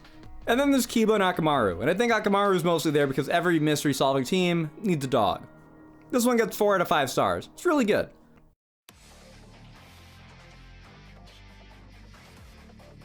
This arc starts with Lee doing a checkup with Tsunade, and it turns out that he isn't done healing yet from his injuries and the operation that he underwent. So Tsunade tells him not to go on any more missions or to train too hard. Tenten and Naruto go to check on Lee, only to find him in the middle of a fight with a guy named Yagura, who completely wipes the floor with Lee, even using a taijutsu that almost breaks Lee's ankle. This worries Naruto and Tenten, but Neji tells him that Lee will bounce back and be able to overcome Yagura. Guy Sensei ends up taking Yagura on a mission with him, which makes Lee feel like Guy has abandoned him. But it turns out that Yagura isn't really Yagura. Yagura lures Guy Sensei into a trap right as Naruto, Neji, and Tenten show up to help. Yagura is working with his two brothers to fight Guy Sensei, and they use a puppeteer jutsu that imprisons Guy inside of a pagoda made out of kung fu training dummies. Meanwhile, Naruto, Neji, Tenten, and Lee, who shows up to help despite the wishes of Tsunade, fight more of the dummies outside. The brothers want revenge on Guy, because in the past he fought their father, and their battle left him so badly injured that he was unable to take on any more missions or even train, eventually leading to his death. He just couldn't support himself. Lee enters the dummy pagoda, and he and Guy get put under a genjutsu that causes them to see one another as the possessed training dummies, in an attempt to get them to fight one another and hopefully kill one another. But Guy and Lee are able to see through this trick and use a synchronized hidden lotus to break out of the pagoda, as well as breaking one another's training dummies without hurting each other. Guy Sensei explains to the brothers that their dad didn't hate him, he respected him. There was no animosity between them, and their father wanted to fight Guy as an equal, not as an enemy. This makes the brothers see that their mission for revenge on Guy was pointless, so they let him and the others go. This is another short but sweet one. At only 2 episodes long, it flies by compared to a lot of the other arcs. I see this as sort of a sequel to the Lee Dojo episode. There's actually a sort of really unexpected bit of continuity here, is that Lee's dojo shows back up, which I really wasn't expecting, so it was a super pleasant surprise. I feel like I probably don't need to say it, but I will. I really like how it centers around Guy and Lee, since they're some of my favorite characters, as I've said before. And as always, it's nice to see Tenten get some more screen time too. The brothers' jutsu is pretty neat as well, and I like that it's a completely different kind of puppeteer jutsu as to what Kankuro uses, and it really makes them more memorable than if they just had, one puppet each that they used. 3 out of 5 stars.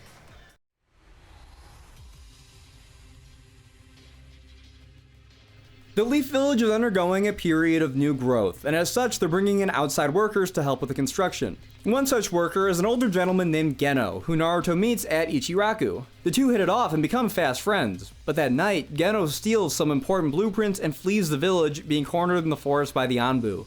Geno warns them that the Leaf Village will be destroyed before he blows himself up. After this, Tsunade sends out every available ninja ranked Chunin and above, with the exception of Shikamaru, to the border to defend against a potential invasion from the Waterfall Village as they have forces gathering there, and Geno made it seem like he was working for them.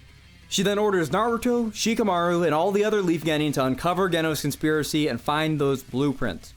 But the revelation that the kindly old man that he met was a terrorist shakes Naruto to his core, and he can hardly believe it. The Anbu even bring Naruto in for questioning since he was seen with Geno right before he stole the blueprints, but they're unable to learn anything useful even with hypnosis jutsus.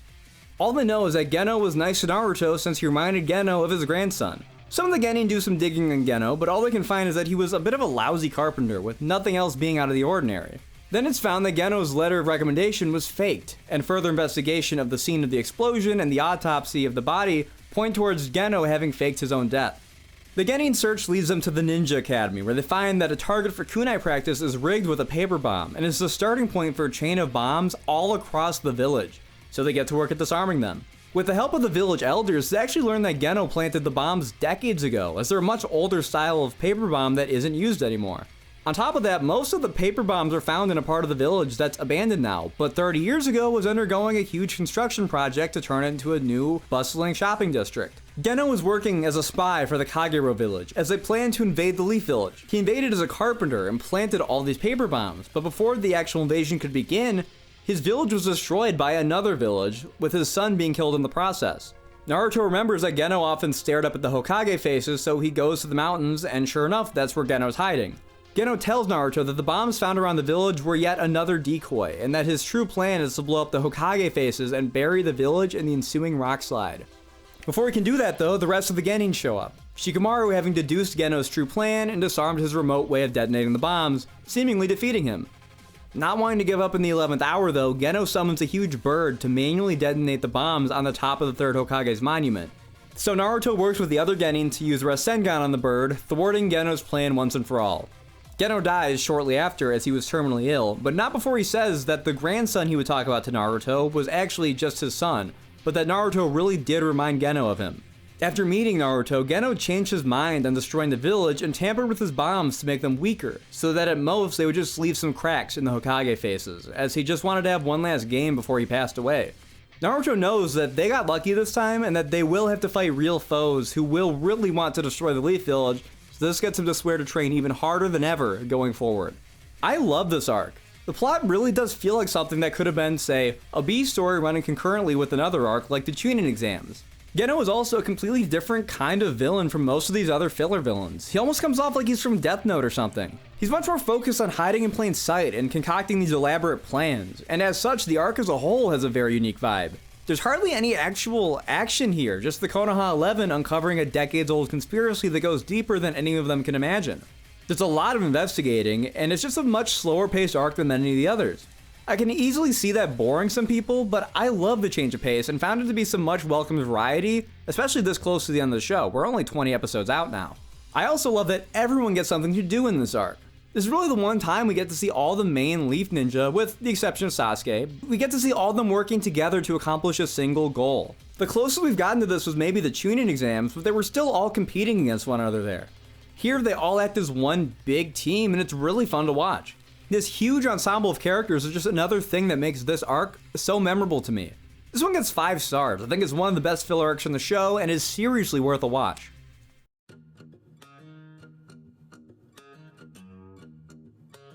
This one is a very unique one. To commemorate the 4th anniversary of the show being on the air in Japan, Naruto and Sakura count down the top 5 best fights in the series. If you're curious about the ranking, they have the Kakashi vs Zabuza fight, and the rock paper scissors duel between Kakashi and Guy as honorable mentions. Then at number 5 is the hospital fight between Naruto and Sasuke, number 4 is the Jirobo vs Choji fight, number 3, Kiba vs Ukon and Sakon, number 2 is Neji vs Kidomaru, and number 1 is the fight at the Valley of the End.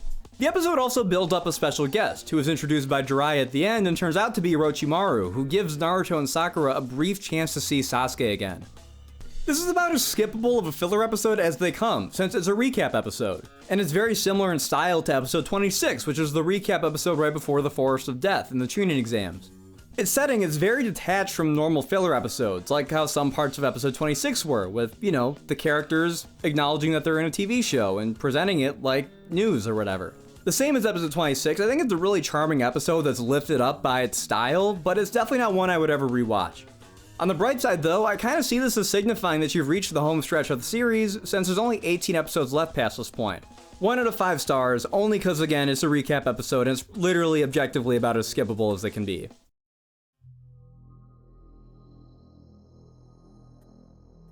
Naruto is off training when he meets a girl named Yakumo, who is painting a painting of the Leaf Village. She adds a lightning strike to the painting, and then an actual lightning strike hits the Ninja Academy, sending it up in flames. Naruto tails Yakumo to try and figure out what's going on, when they're both stopped by medical ninja and Anbu who sedate Yakumo and leave.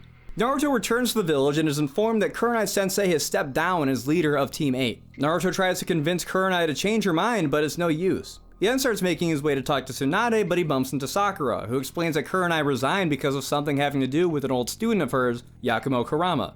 Naruto decides to investigate some more and heads to the Kurama family mansion, disguised as Kurenai so that he can sneak his way in. He finds a room filled with Yakumo's disturbing paintings, one of which being of Kurenai being stabbed in the heart. This fills Naruto with an immeasurable sense of dread, like he was the one being stabbed, and he sees a vision of a demonic Yakumo. He gets out, but then is discovered by the Anbu, who tranquilize him.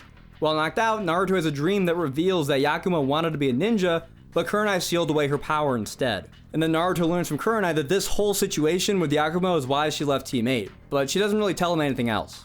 Yakumo comes from the Kurama clan who is known for their incredible genjutsu abilities, but they began to fade into obscurity after the deaths of Yakumo's parents. The clan has a rare and powerful Kekkei Genkai that is incredibly dangerous without proper training and guidance. Naruto then gets a mission alongside Team 8, Sakura and Guy, to protect Yakumo as she's being targeted by a group of Kurama clan members led by her uncle Unkai. Naruto and the others find Yakumo as well as Kurenai, who is protecting her, in time to save them. Sakura starts healing Kurenai and Yakumo, and then Yakumo says that she was placed under Kurenai's care because of an order from the third Hokage, due to Yakumo being too weak to be a ninja while also having incredibly dangerous powers.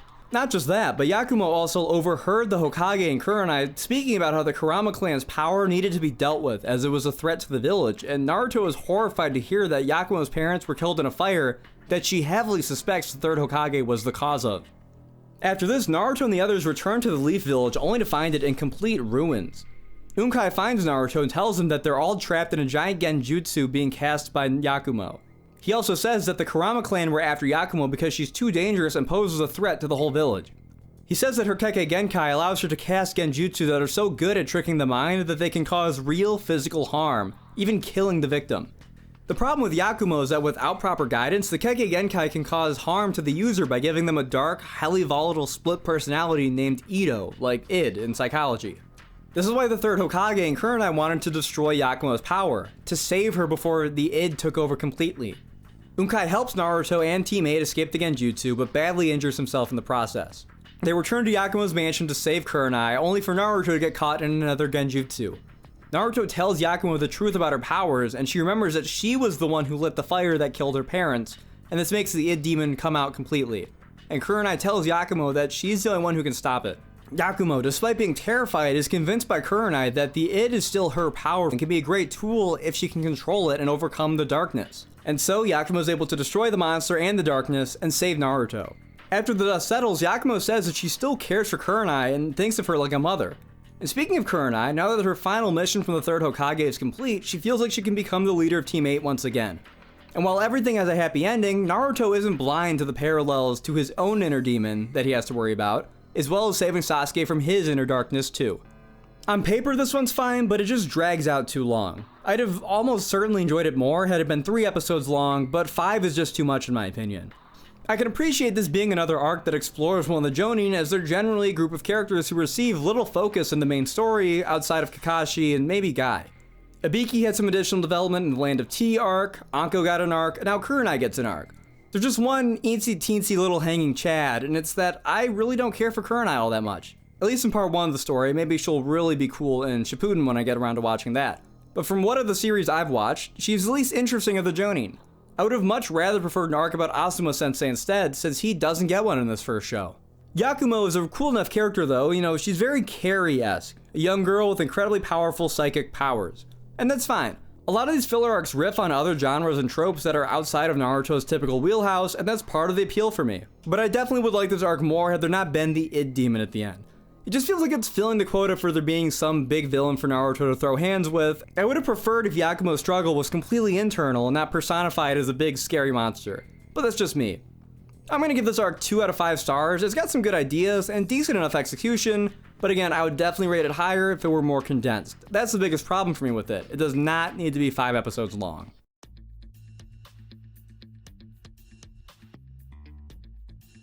Naruto and Kiba get a mission to escort a man by the name of Shinemon, who's trying to transport a rare artifact and national treasure called the Kacho Fugetsu. Shino makes the mission nearly impossible just due to his shitty attitude and willingness to throw Naruto under the bus when trouble rolls around. The artifact gets stolen by bandits, and Naruto saves Shino after he almost gets killed trying to steal it back, but the artifact breaks in the process. Naruto teaches Shino that people are worth more than possessions, but then it's revealed that the rare artifact was actually just a bowl. You know, a very nice bowl, but it was just a bowl. And that the real treasure is in fact Shino, who is a very famous pottery maker who they were escorting. This is the final standalone filler episode. It's all arcs, from here to the end. So, was it a strong one to end on? I mean, it's fine. I know you're definitely tired of hearing it by now, but I always like when Kiba and Akamaru are part of whatever the filler episodes are, but overall, it's just a decent little filler episode. Nothing more, nothing less. I will say though that the twist about the real treasure was a little amusing to me. This one gets 3 stars. It's definitely easier to recommend since it is just a one-off episode, and maybe I'm rating it a little bit higher since it is the last filler episode, or filler standalone episode.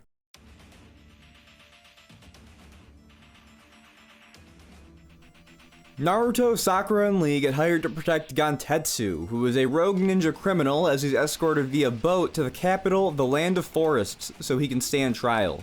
They need extra manpower to protect him since the other members of his gang might try to break him out. Naruto and the others meet the captain of the guards, named Todoroki, who makes it very clear that he doesn't want their help, as well as that he has a very personal grudge against Gantetsu because he killed his parents and little brother.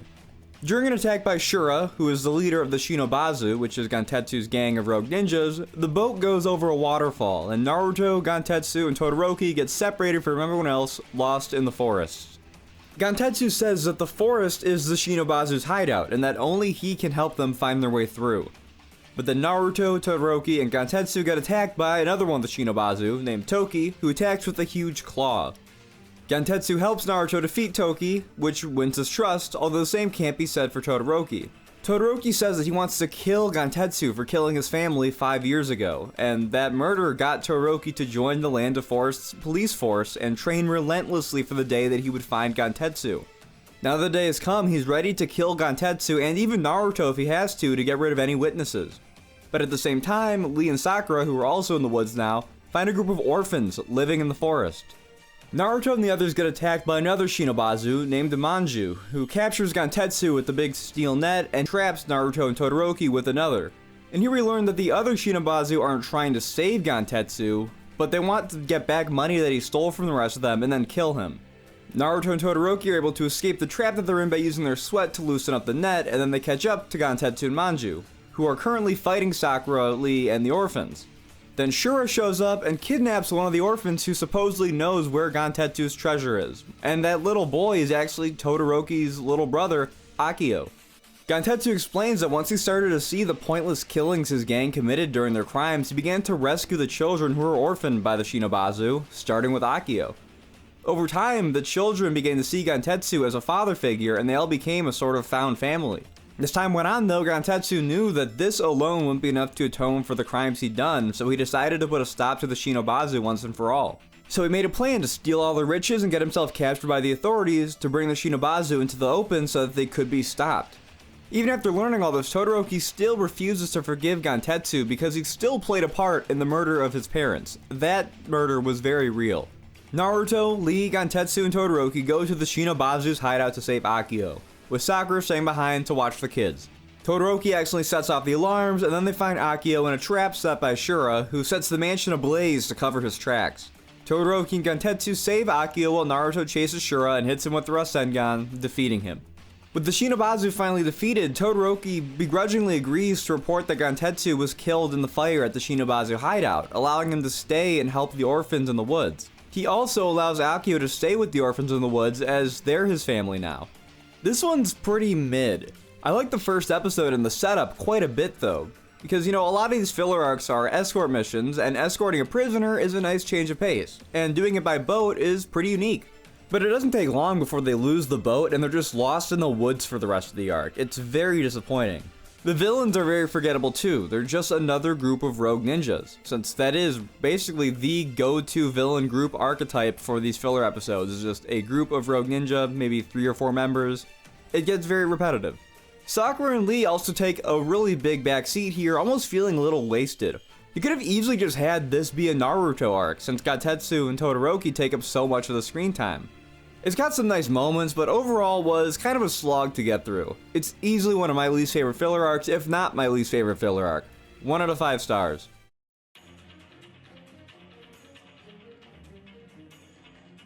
Naruto's collecting some bamboo shoots for some Menma-style ramen when he finds a man in the river. Brings the dude to the hospital and he can't remember his name, so all anyone has to go on is the ocarina that he carries with him. That night, a lightning strike hits the hospital and causes a fire to break out, and the man saves an infant from the flames, also using some kind of jutsu with his ocarina. Tsunade allows the boy to stay in the village for the time being, and Naruto starts to call him Menma, that's the name he gives him. Menma ends up being a great helper on the village, just lending a hand wherever it's needed without even being asked. While Naruto's off cleaning the Hokage faces, he gets attacked, and he starts losing the fight. That is, until Menma plays a song on his ocarina that gives Naruto a big chakra boost, allowing him to turn the tide of the battle. The attacker retreats, and Naruto wonders what that was all about. When Naruto tells Tsunade about this, she says that Menma may be a Sound Village ninja, since obviously they specialize in sound-based jutsus. Naruto, Neji, Tenten, and Menma go on a mission, and by this point Tsunade highly suspects that Menma is affiliated with the Orochimaru due to how similar his jutsus are to Yuya's, and Neji even shares in the suspicion. Their mission takes them into the land of Rice Fields, which is where the hidden Sound Village is, and on the way they come across a ruined village, the very sight of which terrifies Menma. Naruto and the others then get attacked by the villagers, who stop once they learn that Naruto and the others are Leaf Ninja. Before Naruto and the others can leave, one of the villagers stops them to ask for help. There's a gold mine near their village, and because of that they've been attacked by rogue Sound Ninja, and it was an absolute bloodbath. Menma says that Naruto and the others should stay and help reinforce and protect the village, so they do. Naruto and Menma start to build a wall, and eventually the whole village joins in. While they're building the wall, the guy who attacked Naruto earlier attacks again, and Menma gets hurt while saving the village leader. While they treat Menma, they find a tattoo on him that confirms that he's indeed a Sound Village ninja, and by this point the villagers don't want anything to do with him anymore, but they get convinced to help him nonetheless. It isn't long before the Sound Ninja attack again, and Menma seems to have regained his memories by this point. He says that he knows that Shin, who is the leader of the rogue ninjas, has a plan to flood the village by blowing up a nearby dam. Menma has Naruto take him to the gold mine where he rigs the place to blow with paper bombs to hopefully stop the rogue ninjas from attacking. Menma tells Naruto that he's a member of Shin's gang of ninjas, and he was taken in as a child and never realized how evil they truly were until they attacked this village. He also says that he never actually lost his memories, he just pretended to have amnesia once he was taken in at the Leaf Village so he could try to live a peaceful life, even if only for a little while, as well as try to find some Leaf Ninjas to help him stop Shin's gang, which obviously worked. Naruto is fuming at first, but he pretty soon forgives Menma once he realizes that he really does want to make up for what he's been a part of. Menma gives Naruto's ocarina as something to remember him by before pushing him into a river and detonating the bombs, dying in the process. The plan stops Shin, and Naruto, now motivated by the death of his friend, uses a Rasengan to defeat Shin. Later in the village, Naruto finally gets his bowl of Menma-style ramen, which he eats in remembrance of his fallen friend. I really like this one. It's short but sweet. I think 3 episodes is just enough time to flesh the story out without dragging it for too long. Menma is one of my absolute favorite filler characters, and I think it's sad that he doesn't get a happy ending. I was expecting it to turn out that his death was a fake out like so many others in these filler arcs, but no, he actually dies in the mine. And it's one of the more gnarly deaths as far as filler arcs go. It doesn't top Raiga's death, but really what does? And I really like the plot with the attacked village that Naruto and the others have to help defend against bandits. You know, it's very Seventh Samurai-esque. Shin is a pretty generic villain, but he really isn't the main focus here, and it's a short enough arc that it doesn't really bother me much.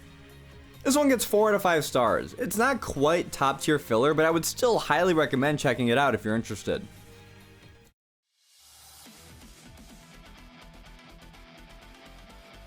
Here we are, the final filler arc.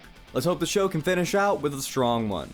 Kakashi is investigating the Takumi village, which is a village of skilled weaponsmiths with his ninja dogs, but the whole place is completely abandoned. On top of that, the corpse of the village's founder has been stolen from his grave.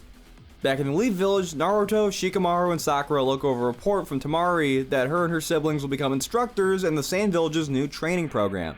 Then we cut to the Sand Village, and sure enough, Gaara, Kankuro, and Temari are leading a combat training course. The students get to pick their teachers, and nearly all of them pick either Kankuro or Temari, but a young girl named Matsuri is the only student who joins Gaara's squad. All the kids pick their weapons, and Matsuri doesn't want to use anything that could hurt someone, so Gaara decides to train her with the rope dart, since it's purely a defensive weapon, and the two of them start to bond a bit. After this, the Leaf Ninja receive word that a group of ninja from the Takumi village that call themselves the Four Celestials has invaded the Sand Village and kidnapped Matsuri. Shikamaru leads Naruto and the rest of the Konoha 11, except for Tenten, on a mission to help out, and Naruto is happy for a chance to pay Gaara and the others back for helping out during the retrieval mission. Shikamaru divides the Leaf Ninja up into two-man teams, himself and Ino, Naruto and Lee, Kiba and Choji, Neji and Hinata as scouts with their Byakugan, and Sakura and Shino as a medical support / communications team using Shino's bugs. The Sand Ninjas chase the Celestials as Neji, Hinata, and Shino use their abilities to locate them. Temari begins fighting the first of the Celestials, who wield swords that create wind attacks, and she sends Gaara and Kankuro ahead. Kankuro ends up fighting another of the four who uses a three-bladed chainsword. Gaara goes on alone and ends up fighting another of the Celestials, who wields a large flail named Suiko. Temari and Kankuro are about to die when Shikamaru saves Temari with his Shadow Possession Jutsu, and then Kiba saves Kankuro. These three members of the Celestials create a triangle chakra formation that keeps Gaara from using a sand, while Shikamaru and Temari, then Kiba and Kankuro continue fighting their two Celestials, as Naruto and Lee show up to back up Gaara right before he dies. Shikamaru and Temari land a tag team attack on Wind Sword Lady, defeating her, and Akamaru drags Kankuro's puppet into a spot where it can surprise Chainsword Dude, defeating him. Once he's recovered, Gaara is able to use a sand spear to defeat Suiko, and then he heads off again to fight the Celestials' leader and save Matsuri. Gaara begins to fight the leader of the four Celestials, named Hoki, who's now wielding all four of the Celestial weapons. At this point, Gaara is too exhausted to really fight back, so Naruto jumps in to try and help. Hoki screams about his hatred for the 5 great shinobi nations for overlooking the Takumi village's greatness, and he vows to destroy them all, trapping Gaara in a metal sphere that saps him of Shukaku's power. This, in turn, makes Gaara start transforming into Shukaku, but it doesn't matter since Hoki uses the absorbed chakra and himself as a sacrifice to perform a resurrection ritual, resurrecting the Takumi village founder whose body was stolen, named Seimei. Once he's resurrected, Seimei turns the 4 celestial weapons into a very goofy looking set of celestial armor for himself, and then he continues stealing Gaara's chakra as Naruto tries to free Gaara. Seimei is able to corner Naruto, and Matsuri tries to help, but it makes no difference. Gaara's transformation causes him to break free from the metal sphere, as Seimei is excited for the opportunity to fight the great Shukaku.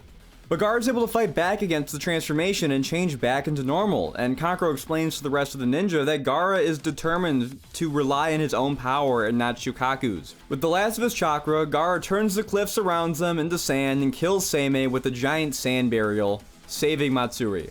Gaara passes out from the exertion, and then Kankuro tells Naruto that after Gaara met him in the invasion and the Chunin exams, he felt that he had found someone he could really relate to, and it helped him change.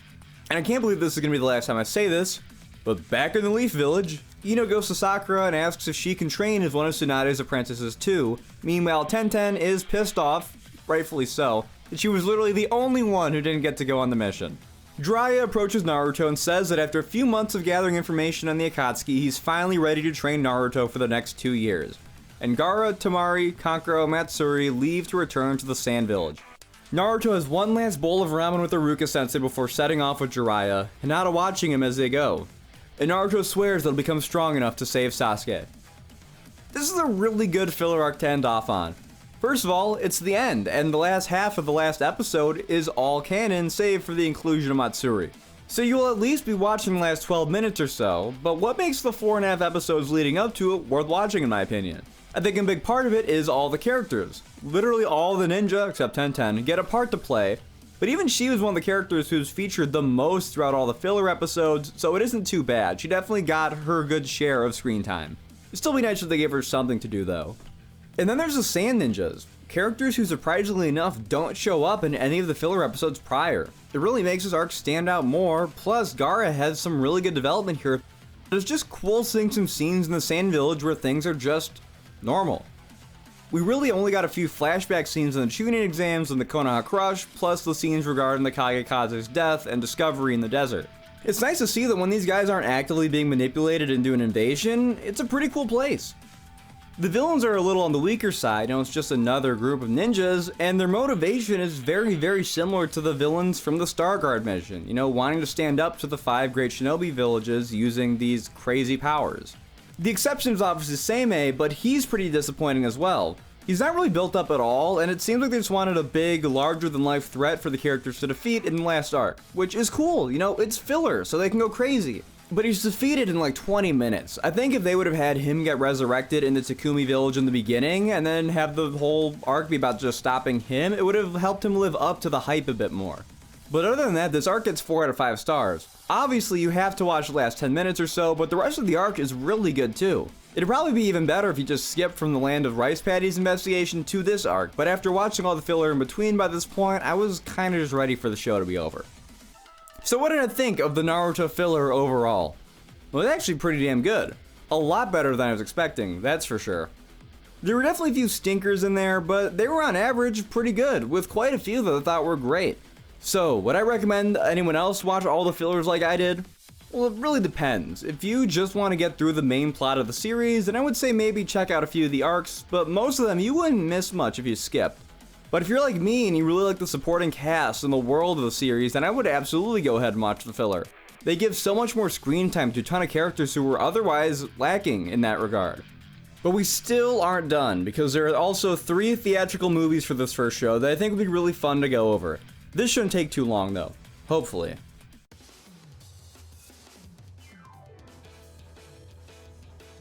This filler takes place right after the Kakashi Mask episode and opens with some new characters. Princess Gale is fighting Mao and his undead army, and all seems lost, till Gale's allies Shishimaru, Brit, and Tsukuyaku give her the power of the 7-colored chakra. They use it against Mao and they save the day, which leaves Naruto thrilled. But it turns out that Naruto is actually at the movie theater watching the Princess Gale movie with Sasuke and Sakura. They're standing upside down on the ceiling of the theater room, and people start throwing stuff at them for being such a distraction. Team 7 leave, and they're upset that they didn't get to see how the movie ended when they see the actress who plays Princess Gale, Yukie Fujikaze, being chased by samurai on horseback. Naruto and the others defeat the samurai easily, but it turns out that they're actually just stuntmen led by Yujie's manager, Sandayu. Then Kakashi shows up to clear up any confusion. He says that he had Naruto and the others watch the movie as prep work for their next job, to act as protection for Yukie and her crew as they film the next movie on location in the Land of Snow. The main complication comes from the fact that Yukie is a real princess, and her real name is Koyuki Kazahana. When she was a child, her uncle Doto Kazahana and a trio of rogue ninjas took over the Land of Snow. Doto wants to obtain Koyuki's necklace as it's the key to finding the Land of Snow's treasure, which Koyuki's late father, the daimyo, hid before his assassination. It was actually Kakashi himself who helped her escape the coup when she was younger, and she would get into acting and eventually meet Sandayu. After all this info comes to light, the director says they'll start filming on the boat ride to the Land of Snow, and he's absolutely thrilled at the chance to film a movie with a real princess. Doto's ninjas intercept the crew as the boat arrives at the Land of Snow, and there's a quick fight. The most important one of the ninjas is Nadare Roga, who is a ninja with history and a bit of a rivalry with Kakashi. Then Naruto and the others take some snowcats out into the mountains to film, where Doto and his ninjas arrive by train on a set of old railroad tracks that they had thawed out. Sandayu tries to help with a group of 50 samurai, but mortars on the train shoot volleys of kunai at the samurai, wiping them out with ease. Sandayu's killed, and he tells Koyuki not to cry for him as he dies. Then Doto's airship shows up, and they capture Koyuki. Before the ship can fly away, Naruto boards the ship with a rope kunai to try and save the princess, but he gets himself captured instead and taken to Doto's mansion along with the princess. Eventually, Kakashi, Sasuke, and Sakura reach the mansion and they all regroup. They fight Doto's trio of ninja led by Nadare, and all 3 of them are defeated and killed. Doto is able to get Koyuki's necklace, but the treasure is a generator that is designed to melt all the snow and finally bring spring to the normally frozen over country. Sasuke and Naruto fight Doto, and then Naruto kills Doto with a Rasengan made of the rainbow chakra that emanates from the valley where the final battle takes place. With all her enemies defeated, Koyuki takes her place as Princess of the Land of Snow, which would go on to become the Land of Spring after the generator was perfected. Of course, she still plans on being an actress as well, and at the very end of the movie, Naruto, who wanted an autograph from Koyuki, gets an envelope with a signed photograph of him in the hospital after his battle with Doto, being kissed on the cheek by Koyuki. This movie is actually really good. First off, the animation is absolutely gorgeous, and this goes for all the movies. The main show can look a little rough at times, but these movies haven't aged a day in the 20 or so years they've been out. I really like that this is a mission that just features Team 7. I mean, outside of the Land of Waves and some of the smaller missions right before the Chunin exams, I think the only other episode with all 4 of them on a mission together is the Kakashi Mask episode. And since this is the only movie set before the retrieval mission, it's the only one featuring Sasuke, which helps it stand out a lot. The movie's also got a really tight runtime. It's just barely over 80 minutes long, but that's fine because the movie never feels like it's wasting time. I think really the only downside of the short runtime is that the fights are super short. Too short to really leave much of an impact. Especially the fights against Dodo's trio of ninjas. They're built up for most of the movie, and then within 90 seconds or so, they're all defeated. But I'd rather fights be too short than too long to the point where they become a chore to sit through. And the fights aren't even bad, they're just quick. One of the other things that really caught me off guard regarding the fights in this movie is that Sakura throws hands in this movie, and it's fun to see her actually have something to do in a fight for once. The villains are definitely a bit on the weaker side. Nidara is cool because of his history with Kakashi, but Dodo and the other 2 ninjas are a little on the forgettable side. And I haven't even mentioned their like chakra exosuits that they use. It just feels like a little bit of a pointless gimmick. I also like how meta the whole thing is. It's like, okay, we need to make a Naruto movie, what do we make it about? Well, we make it about making a movie. They play into the whole movie aspect of it, and it was fun as a bit of an aspiring filmmaker myself to see all this. And then there's just the fact that the whole movie is just fun. I mean, sure, it's basically just a filler arc with a higher budget, but you can tell it's got a higher budget. It's fun to see a whole new country, it's fun to see the train and the airship annihilate a small army of samurai. It's really fun to see Naruto make a Rainbow Rasengan, especially again with how vibrant the animation is here. It's just a really fun movie. 5 out of 5 stars. If you haven't checked it out yet, I would highly recommend it. And at 80 minutes, it's very easy to recommend as something to put on after work or after school or something like that. I'm glad that the movies are starting out super strong. Let's hope the 2 sequels can keep this level of quality.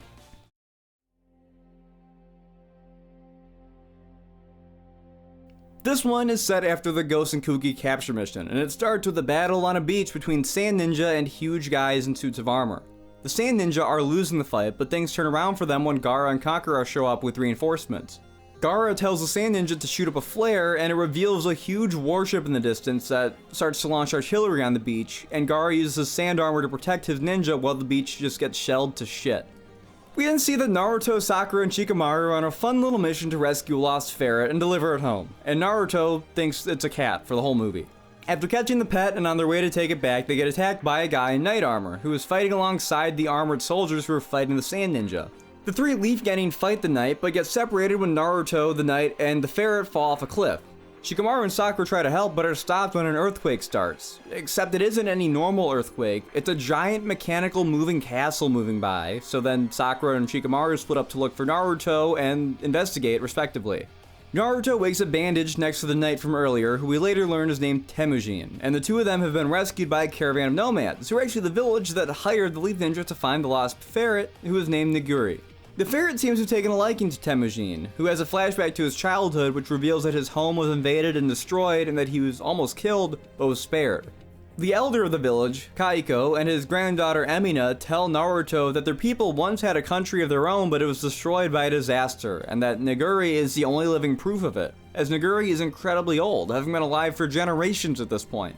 Temujin asks Naruto about his chakra from their fight, as Temujin has no idea what chakra is, even though he uses a very similar type of energy. And Temujin says that his mission is to build a utopia, and he invites Naruto to join him, but Naruto refuses. Temujin ends up saving one of the caravan's children from falling out of a tree, and then says that his debt to them is repaid. Shikamaru sneaks into the giant structure and finds a lab with 2 women inside wearing similar looking armor to Temujin, and using a machine that makes the giant mechanical soldiers. And there are also a bunch of kids in like big capsules. They talk about something called the Stone of Galel, and Shikamaru is almost caught, but he manages to sneak his way back out. Temujin ends up going missing with Niguri, and Kaiko asks Naruto to find the ferret again since that was his mission, and Kaiko even says that he should have hired Sand Ninja instead, while Sakura picks up the trail of the caravan by finding some of their burnt out campfires. Naruto catches up to Temujin and Niguri, and Temujin finally tells him his name as they come up to the mechanical castle. They go inside, and it's very advanced compared to anything Naruto has seen before, and Temujin introduces Naruto to his master Haido. Haido again reiterates that their goal is to create a world unified by peace, and Haido asks Naruto if he'd like to join them, but Naruto says that he can't since he's gonna be Hokage someday, but that he'd be happy to work with them once he is. The thing is, Naguri doesn't like Haido from the get-go, and once the caravan gets brought up, it's obvious Haido knows more than he's letting on. An announcement in the castle says that the fleet sent to the Land of Wind has been eliminated, so Naruto and Temujin move out to investigate. They find the ship from the beginning scene beached and wrecked. It's clear that Gaara took it out. And inside they find Kankuro, Gaara, and a bunch of unconscious kids. Kankuro attacks Temujin on sight, and he says that the soldiers were wiping out Land of Wind villages. Naruto asks Temujin for answers, and Temujin says that they were noble sacrifices for the sake of the greater good. Before they can fight, Kami and Ranke, who are the pair of women that Shikamaru eavesdrop on, show up, but they can take on different animal-like powers. Kamira can turn into a gorilla-looking thing, Ranke can turn into a bat. Gaara kills Ranke, but Kamira turns into a bat thing to fly away, but during the fight, Naruto loses track of Temujin.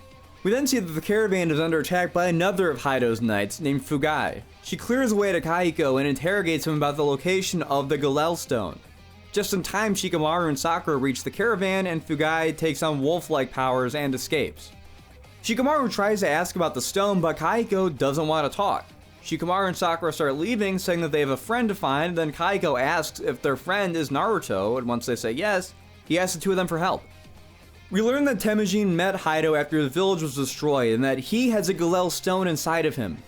After hearing that the caravan has info on the stones, Temujin heads back there and is captured by Shikamaru, and then Naruto reunites with Shikamaru and Sakura. The three hide out with the caravan, who are staying in a cave right now. They all ask Temujin what Haido wants the Galel stones for, and Kaiko says that the stones only cause harm, and then Temujin reveals to them that he has one inside of him. Kaiko asks Temujin if he knows anything about the Book of Galel and his clan, and Temujin has no idea about either of them. Kaiko says that only members of the royal family of the clan being the caravan's clan by the way, could bind with Galel stones, and that Temujin is one of them. He says that long ago the royal family crossed the ocean with the Book of Galel, and that Temujin has come home, finally. Kaiko also says that they don't know quite what the Galel stones are or what their origin is, but it's a mineral that their clan was able to refine and use to make themselves extremely powerful. So much so that their entire civilization was wiped out in a battle over the stuff. The few survivors sealed away the Galel mine to keep any more wars from breaking out over it, and the only reason they didn't destroy it is because only those with royal blood are able to, making Temujin a perfect candidate. After hearing all this, Temujin is even more determined to make his dream of utopia come true, so he escapes and he kidnaps Kaiko to bring him to the Galel mine. The thing is, Kaiko doesn't know where the mine is, but Narugi does, so he leads them to it. Temujin and Kaiko find themselves at a set of ancient ruins that they enter to look for the mine entrance. The Leaf Ninjas show up to save Kaiko, but Haido and his army show up at the same time. Shikamaru asks Haido what his endgame is, and Haido just repeats the same thing, that he's trying to create utopia, and Shikamaru says that they're doing the exact opposite. Naruto asks Haido if he cares for his followers who have died in the pursuit of his dream, and Haido calls them noble sacrifices, to which Temujin agrees. Naruto tries explaining to them that their dreams are worthless without friends to share them with, and Kaiko triggers a mechanism that seals himself and Temujin into the mines. Haido says that he has the Book of Galel, and he throws Naruto around like a ragdoll before heading after Temujin and Kaiko. Kamira and Fugai attack, but Sakura and Shikamaru hold them off so Naruto can chase Haido. Temujin and Kaiko end up in the Chamber of Sealing, and they see what looks to be a very sad-looking painting on the wall. Kaiko tries reasoning Temujin, but it's no use, so he pulls a knife on the boy. Kamira fights with Shikamaru, who can't reach her shadow since she's flying and her movements are too sporadic, but he notices that Kankuro has arrived. Sakura is shaped by Fugai, and she actually blinds Fugai, but she's unable to outrun her. Sakura finds a room that echoes a ton, so she uses herself as bait to lure Fugai in, and she has her howl, which deafens and stuns the wolf knight lady, causing the room to collapse on top of Fugai, killing her. Shikamaru fills the area that he's in with tripwires and fake paper bombs to kind of corral Kamira to where he wants her, and when she least expects it, Kankuro launches a puppet attack that traps and kills her. After wounding Tejimin with the knife, Kaiko tries to break the seal on the floor with a blood-soaked dagger, but Haido interrupts him. Narugi tries to stop Haido but gets killed, dropping a Galel stone from his mouth. Temujin stands between Kaiko and Haido, saying that there's no reason for Kaiko to die, and then Temujin has deja vu. Naruto shows up and Haido tells Temujin to kill him and Kaiko, and Temujin refuses. Haido says that Temujin is useless just like his parents were, and this causes Temujin to remember that Haido was the one who killed his parents. Haido then turns into a monster and rips the Galel stone from Temujin, and Kaiko asks Naruto to stop Haido. Naruto uses a Rasengan on Haido, who is able to use the Galel power to fix his twisted limbs. Naruto asks Temujin to stand up and help, but right before Haido can kill them, Haido's soldiers rebel and stand between Haido and Naruto and Temujin. Haido destroys the soldiers, and the souls of the children that Haido put inside of the suits are released, finally making Temujin realize the evil that he's been a part of. Naruto and Temujin are able to kill Haido by combining a Fox Chakra Rasengan with the Green Galel Rasengan, but in the process, the mind starts collapsing.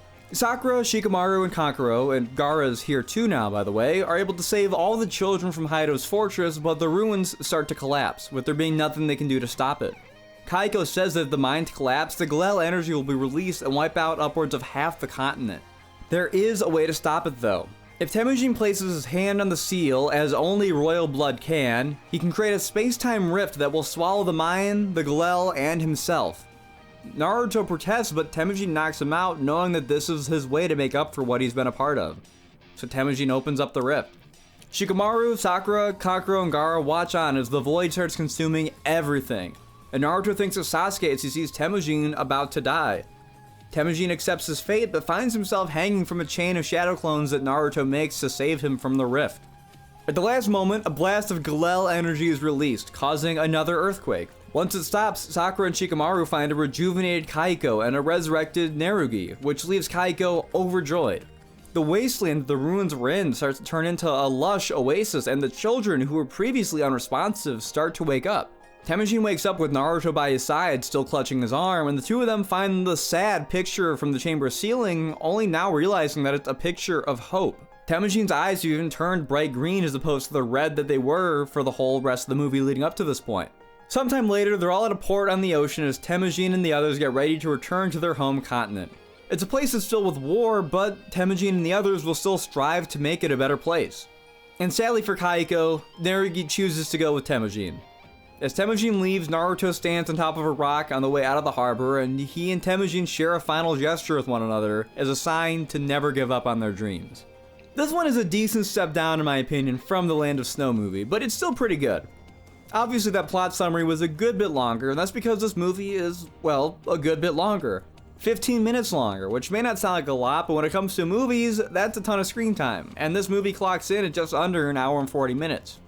This movie has a much more grand plot than the previous, which some people may like, but I think it's just a bit too long and a bit too dense for its own good.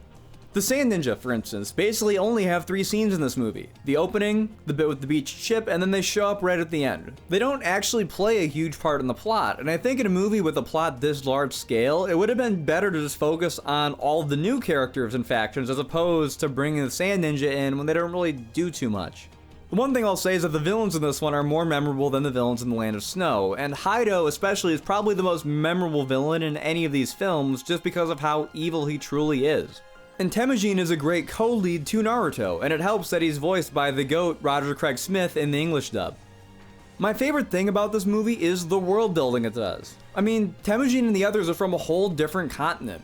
They could have easily gone the Avatar The Last Airbender route and have the different continents just kind of be themed around different nations in Asia, but I think they go a way more interesting way and make it more European themed, with gothic architecture and a knight in shining armor vibe for Temujin and the other soldiers as weapons and armor.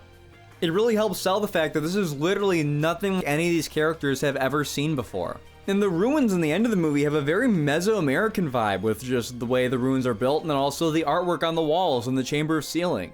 And Galel is a pretty cool alternate power system that we get to see a little glimpse of. It seems like it'd be much more limited than Chakra since it derives its power from physical stones, but it's cool for spicing up something like a non-canon movie. And again, the animation here is top notch. My main critique with this one is that it doesn't have the same fun vibe as the first movie, and it feels a lot less special. The first movie felt like it was made with the intention of being a movie from the get-go. This one feels more like they just picked a filler arc idea that was too ambitious for the main show and gave it a movie budget to see it get made. Not that there's anything wrong with that though, since it's still pretty good, if a bit too long and maybe a little over-ambitious. This one's gonna get 3 out of 5 stars.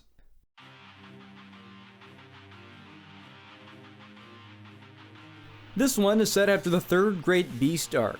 Naruto, Kakashi, Sakura, and Rock Lee are on a mission to protect Prince Michiru of the Land of the Moon during a trip to see the world and just go travel. Many of his other escorts had quit the job due to being treated poorly. The Land of the Moon is a very rich resort country. We see it later and it looks like a tropical sort of Las Vegas. So Michiru is spoiled rotten and his son Hikaru acts the same, which really annoys Naruto. Later, on a stop to visit Hikaru's mother, we see Naruto eating some ramen on a dock while Hikaru is playing his Game Boy. Hikaru approaches Naruto, who snaps his chopsticks in half at him. Hikaru asks Naruto to be his vassal, promising him whatever he wants, but Naruto refuses, since this would basically make him Hikaru's slave. But Hikaru keeps pushing it and Naruto tells Hikaru to stop looking down on others and grow up. This disappoints Hikaru, who jokingly shoots a toy arrow at the back of Naruto's head, and this is Naruto's last straw. Hikaru tries to leave, but Naruto grabs him and says that he's fed up with his attitude and doesn't care if he hurts him, and then he punches Hikaru in the face, making him start crying. Naruto tells Hikaru that he can't do whatever he wants, then thankfully Sakura shows up and punches Naruto into the water for punching a kid.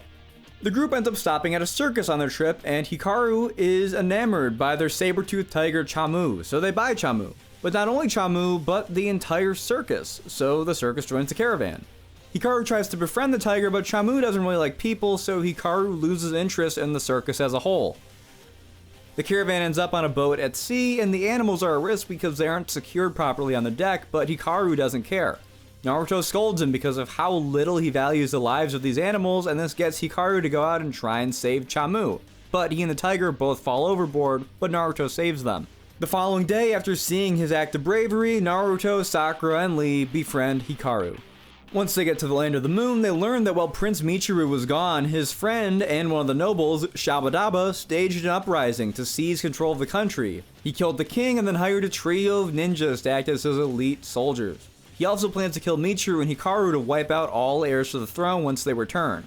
Shabadaba gives the order to the Land of the Moon army to kill the prince and his son, but they're saved by some soldiers who are still loyal to the late king and his family. They get brought to a cave and see that the king is still alive, but only barely, and that his arm has been turned to stone, completely petrified. Sakura is able to treat it and keep the king alive for a bit longer, and the king says that he knew something like this would happen, and that's why he sent Michiru and Hikaru away on this huge trip, to just get them out of the country. Before he passes, the king tells Michiru that people are what's important in life, not material possessions. Then the prince, Hikaru, and Leaf Ninja try to flee the country at night by boat, but they're stopped by Shabadaba's ninjas. They poison Naruto, Sakura, and Lee with a neurotoxin that slows down their reaction time, which makes them very easy to fight. Prince Michiru is captured, but Naruto is able to use some fox chakra to snap back into action and fight off the ninja before Hikaru can be captured as well. At the castle, Michiru learns that Shabadaba took over purely for material reasons. He values the same things that Michiru does, only he's willing to go further to obtain them, and he just wants to use the country's immense wealth for himself and not to benefit the people. This disgusts Michiru, and he realizes the truth of what his father was saying. Shabadaba sentences Michiru to death by a drawn-out hanging, and he builds a contraption that will ensure that, sooner or later, Michiru will fall and die. Naruto, Sakura, Kakashi, Lee, Hikaru, the Loyalists, and the circus put into action a rescue mission to save the prince, all infiltrating the castle by pretending to be circus performers. Kakashi fights the soldiers in the courtyard with his Sharingan, Lee fights Kongo, who's the guy who looks like an Easter Island statue. Sakura fights Karenbara, who uses the genjutsu to hide her movements, but Sakura is able to see through it by smelling Karenbara's very strong perfume. And Naruto fights the leader of the ninjas, Ishidate, while helping Hikaru save his dad. As Michiru drops from the gallows, Hikaru shoots an arrow to cut the rope, saving him, and Naruto's shadow clones catch him as he falls. Ishidate wields the petrification gauntlet and is the guy who can turn people to stone. Due to Shabadaba's constant comments and bickering, Ishidate accidentally petrifies the tyrant, but he also petrifies Naruto's leg. So Naruto rides on Michiru's shoulders to reach Ishidate. Naruto makes for a Rasengan, which due to lining up with the shining crescent moon in the sky, grows in power and becomes a crescent moon Rasengan. Naruto hits Ishidate with it and sends him flying, crashing through the petrified Shabadaba, killing them both. After the death of Shabadaba, Michiru takes the throne and vows to rule benevolently like his father had, starting with a weight loss regimen. He also says that once things settle down and he settles into his new role, he wants to reconnect with Hikaru's mom, who had, like, the one scene earlier. Kakashi is completely immobilized due to overusing his Sharingan during the rescue mission, so he suggests that they relax with a vacation in the Land of Moon so that he can recoup. 2 weeks pass, and Kakashi recovers to the point where he and the Genin can leave to return to Leaf Village as guardians of the Crescent Moon Kingdom. And Michiru decides to reconnect with his ex-wife now that he's changed for the better.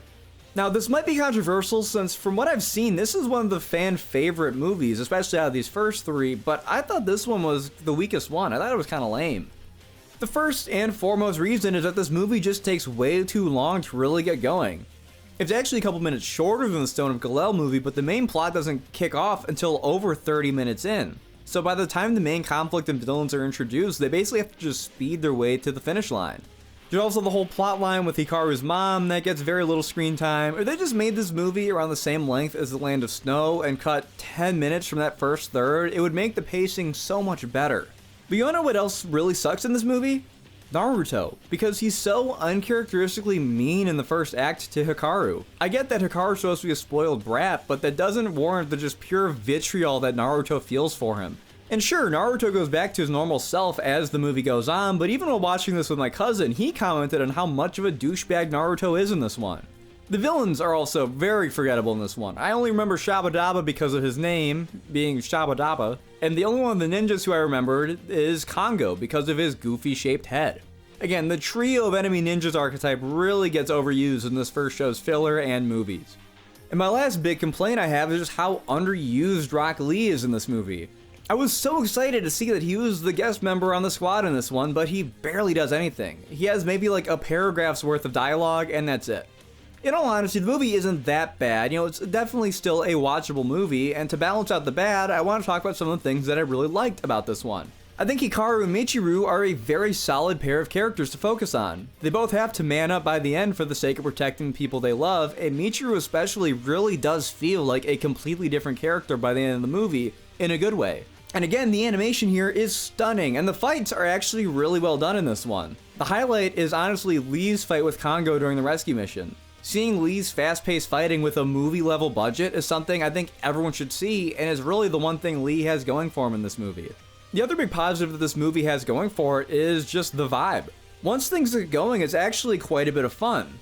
The Land of the Moon is a gorgeous locale. The whole movie really does feel like a summertime Naruto adventure, especially since I watched this back in January, so I was kind of craving some warmer weather at the time. But the characters all even have redesigned outfits in this one to fit the hotter climate that they're in. And even though this isn't the last thing in the timeline of filler content for this first show, it really does feel like a fitting last thing to watch. What with it ending with a vacation montage where all the characters who were in this movie just having a fun time. It really feels like a good send-off for this first show. This one gets 2 out of 5 stars. I didn't enjoy it too much compared to the others, but what it does well, it really does well. And I know it's a fan favorite, but that first third is just so slow and feels like you're wasting so much time just waiting for the movie to get going that I can't give it any higher than that. So that's it. I've recapped and reviewed all of the content regarding pre-Shippuden Naruto. Wait, hold on. There's a handful of OVAs as well? I'll maybe talk about those some other time. I'm about ready to wrap this project up. Now I can finally get around to watching Shippuden, because that's like the constraint I put on myself. I wasn't watching Shippuden until I made this series. I had no idea how much work this would be. So what's next regarding Naruto or anime in general on the Tactic Zombies channel? Well, I plan on releasing a supercut of all these videos together as one complete package, probably sometime over the summer. And I want to make it like a remastered version. I want to clean up some inconsistencies with stuff like fonts throughout the videos, as well as maybe even completely remake the Land of the Wave segment, since I did that before. I really knew what I was doing with this series. Plus, I was sick when I recorded the voiceover for that one, so I wouldn't mind a do-over. And I think the big question is, will I continue making this series for Shippuden? And honestly, I can't say. I like making these videos, I think they're a lot of fun, and I love having the opportunity to talk about a show that I love to any audience at all, but it's no secret that these videos don't exactly rake in the views compared to my other content. So unless this last part of the supercut really blows up and brings in a bigger audience for this type of video, I'd say a Shippuden recap/review is probably off the table for the time being. Never say never though, maybe when my channel grows some more I can return to the series. I also have to watch Shippuden first, and that's a long ass show, so maybe these videos will hit the algorithm right and bring in people interested in these videos in the meantime. I still can't believe I did it though. This is the largest scale project I've ever done on this channel, and low viewership or not, I learned a ton while making these and I had a ton of fun. So if you're one of the people who watches them, thank you. You're awesome. But I guess this is goodbye for now. Peace out. God bless, and one last time, for old time's sake, believe it, I'm Tactic Zombies, and thank you so much for watching.